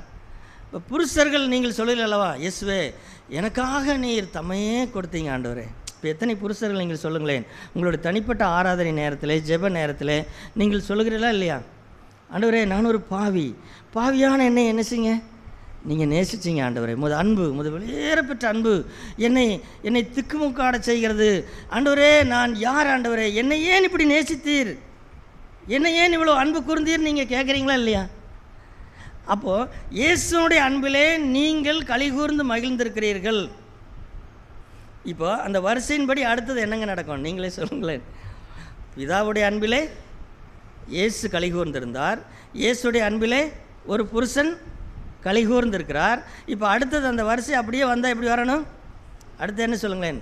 புருஷனுடைய அன்பிலே மனைவி எப்படி இருக்கணும்? கலிகூர்ந்திருக்கணுமா இல்லையா? ஆனால் அங்கே வரபோது மட்டும் அது என்ன ஆயிடுது? அது ஸ்டாப் ஆயிடுது. இயேசுடைய அன்பிலே புருஷன் கலிகூர்ந்து மகிழ்கிறான். ஆனால் அடுத்தபடி வரிசைப்படி வரணும்னா என்னன்னு கேட்டால், அடுத்தது புருஷனுடைய அன்பிலே மனைவி கலிகூர்ந்திருக்கணுமா இல்லையா? அப்புறம் அங்கே வரபோது மட்டும் ஏனுங்க இப்போ மனைவிகளை பாருங்கள், மனைவி சந்தோஷமாக இருக்கிறாங்கன்னு நினைக்கிறீங்களா? இல்லை. நிறைய சகோதரிகளுடைய வாழ்க்கையில் புருஷன் தன்னை நேசிக்கவில்லை. வீடு இருக்குதுங்க, சாப்பாட்டுக்கெல்லாம் வாங்கி போடுறாருங்க, எல்லாம் சரிதானுங்க. ஆனாலுங்க அவர் என்னை நேசிக்கலைங்க, அவர் என்னிடத்தில் அன்பாக இல்லை அப்படிங்கிறது அது ஒரு பெரிய குறை. அது ஒரு மனைவி என்னங்க எதிர்பார்க்குறா? ஏதாவது பட்டுப்படா வேணுமா? 50,000 ரூபாய்க்கு பட்டுப்படா வேணுமா? இல்லை, சில அன்பான வார்த்தைகள். இங்கே பாருமா, நான் உன்னை எவ்வளவு நேசிக்கிறேன் அப்படின்னு உங்கள் மனைவிகிட்ட நீங்கள் எப்போ சொல்லிக்கிறீங்களா? அது எங்கேங்க சொல்கிறது? அது சொல்கிற மாதிரியே இருக்குது. இல்லை இல்லை இல்லை, தப்பு நடக்குது. எங்கே தப்பு நடக்குன்னா, இயேசுடைய அன்பிலே நான் கலிகூர்ந்திருக்கிறேன். இப்போ அடுத்தது என்னுடைய அன்பிலே மனைவி கலிகூறணுமா இல்லையா? அப்படி இல்லையே. ஏன்னு கேட்டால், சகோதரிகளுடைய வாழ்க்கையை எடுத்து பார்த்தால் அவர்கள் வாழ்க்கை அப்படி இல்லை, அவர்கள் சந்தோஷமாக இல்லை. அப்போது என்ன அர்த்தம்? ஆண்டவரே, நான் அந்த வரிசை தப்பாகிவிட்டது. இப்போ சகோதரர்கள் சொல்லலாம், நான் குடும்பத்தின் தலைவன், நான் சொல்கிறத நீ கேட்கணும். சபையில் கேட்குறியா இல்லையா? தலைக்கு கீழ்ப்படியோன்னு கேட்குறியா இல்லையா? தலை தான், சரிதான். ஆனால் அந்த தலையோட அன்பில் அங்கே அந்த சகோதரி சந்தோஷமாக இல்லையே. இப்போ நீ தலைன்ட்டு என்ன தலை? இல்லை இல்லை இல்லை, எங்கேயோ தப்பு நடக்குது சகோதரர்கள் தயவுசெய்து புரிந்து கொள்ளுங்கள். இதைத்தான் பவுல் கொரிந்தி சபைக்கு சொல்லிக் கொடுத்தார். சகோதரிகள் புரிந்து கொள்ளுங்கள், நீங்கள் கிறிஸ்துவுடைய மாதிரி, கிறிஸ்து எப்படி பிதாவுக்கு கீழ்ப்படிந்திருந்தார் அப்படிங்கிறத நீங்கள் புருஷனுக்கு கீழ்ப்படிந்து காமிக்கணும். அதே போல் இயேசு எப்படி புருஷனை நேசித்தார் அப்படிங்கிறத சகோதரர்கள் மனைவியை நேசித்து அதை காமிக்கணும். இந்த 2 படம் தான் காமிக்கப்பட வேண்டிய படங்கள். ஒரு வீட்டுக்கு போனோம்னா இந்த 2 படங்களும் தெரியணும். என்ன படம் தெரியும்னா, அந்த வீட்டுக்கு போகும்போது அவங்க வீட்டில் என்னவெல்லாம் வச்சுருக்கிறாங்க, எந்த வீட்டில் இருக்கிறாங்க, குடிசையில் இருக்கிறாங்களா, கோபுரத்தில் இருக்கிறாங்களா, இதெல்லாம் ஒன்றுக்கும் உதவாத காரியங்கள். நான் எந்த வீட்டுக்கு போனாலும் என்ன பார்க்கணுன்னு விரும்புகிறேன்னு சொன்னால், அல்லது நம்ம எல்லாருடைய வீட்டிற்கும் யாராவது வந்தால் என்ன பார்க்கணுன்னா, இயேசு எப்படி பிதாவுக்கு கீழ்ப்படிந்திருந்தார் அப்படிங்கிறத அந்த மனைவியினிடத்திலே பார்க்கணும். அதே போல் இயேசு எப்படி புருஷனை நேசித்தார் அப்படிங்கிறத அந்த புருஷன்கிட்ட பார்க்கணுங்க. இந்த படம் தான் அந்த வீட்டில் ஓடணும், அந்த படம் தான் தெரியணும். இது தெரியல அப்படின்னு சொன்னால் அங்கே ஏதோ என்ன ஆகிவிட்டது, ஏதோ தவறு நடந்து விட்டது, அல்லது அந்த வரிசை சரியானபடி வரவே இல்லை. பிதா, இயேசுவுக்கு தலை பிதா, புருஷனுக்கு தலை கிறிஸ்து, ஸ்திரீக்கு தலை புருஷன் அப்படின்னா அந்த வரிசை சரியானபடி இல்லை. அது எங்கே குழப்பமாகிறதுன்னு கேட்டால், இங்கே தான் மேலே இருக்கிற வரைக்கும் கரெக்டாக தான் வந்துச்சு, இயேசு கிறிஸ்து வரைக்கும் கரெக்டாக வந்துச்சு. ஆனால் அதுக்கப்புறம் இயேசு பிதாவுக்கு கீழ்ப்படிந்தது போல ஒரு சகோதரி தன் புருஷனுக்கு கீழ்ப்படுகிறது இல்லை. அதே போல் இயேசு ஒரு புருஷனை நேசிக்கிறது போல ஒரு புருஷன் தன் மனைவியை நேசிக்கிறது இல்லை. இந்த 2 படங்களும் தான் இன்றைக்கு பார்க்கப்பட வேண்டிய படங்கள் சபையில் இருக்கிற குடும்பங்கள் மத்தியிலே. ஆகவே உங்கள் குடும்பத்திலே எப்படி இருக்கிறது அப்படின்னு பார்க்கணும். உங்கள் குடும்பத்திலே பிதாவுக்கு இயேசு எப்படி கீழ்ப்படிந்திருந்தாரோ அதுபோல் சகோதரிகள் நீங்கள் உங்கள் புருஷருக்கு கீழ்ப்படிந்திருங்கள். அப்படின்னா எதையுமே சொல்லக்கூடாதான்னு கேட்டால் அப்படியல்ல, நாம் சொல்லணும், எல்லா காரியத்தையும் சொல்லணும், நல்ல ஏற்ற துணையாக இருக்கணும். ஆனால் முரட்டாட்டம் பண்ணக்கூடாது. நம்முடைய அப்பா அம்மாவை நினச்சி பேசிகிட்டே இருக்கக்கூடாது. நானெல்லாம் எப்படி வளர்ந்தேன் தெரியுங்களா, உங்கள்கிட்ட மாட்டிக்கிட்டு இன்றைக்கி நான் அவதிப்படுறேன் அப்படின்னு பேசக்கூடாது.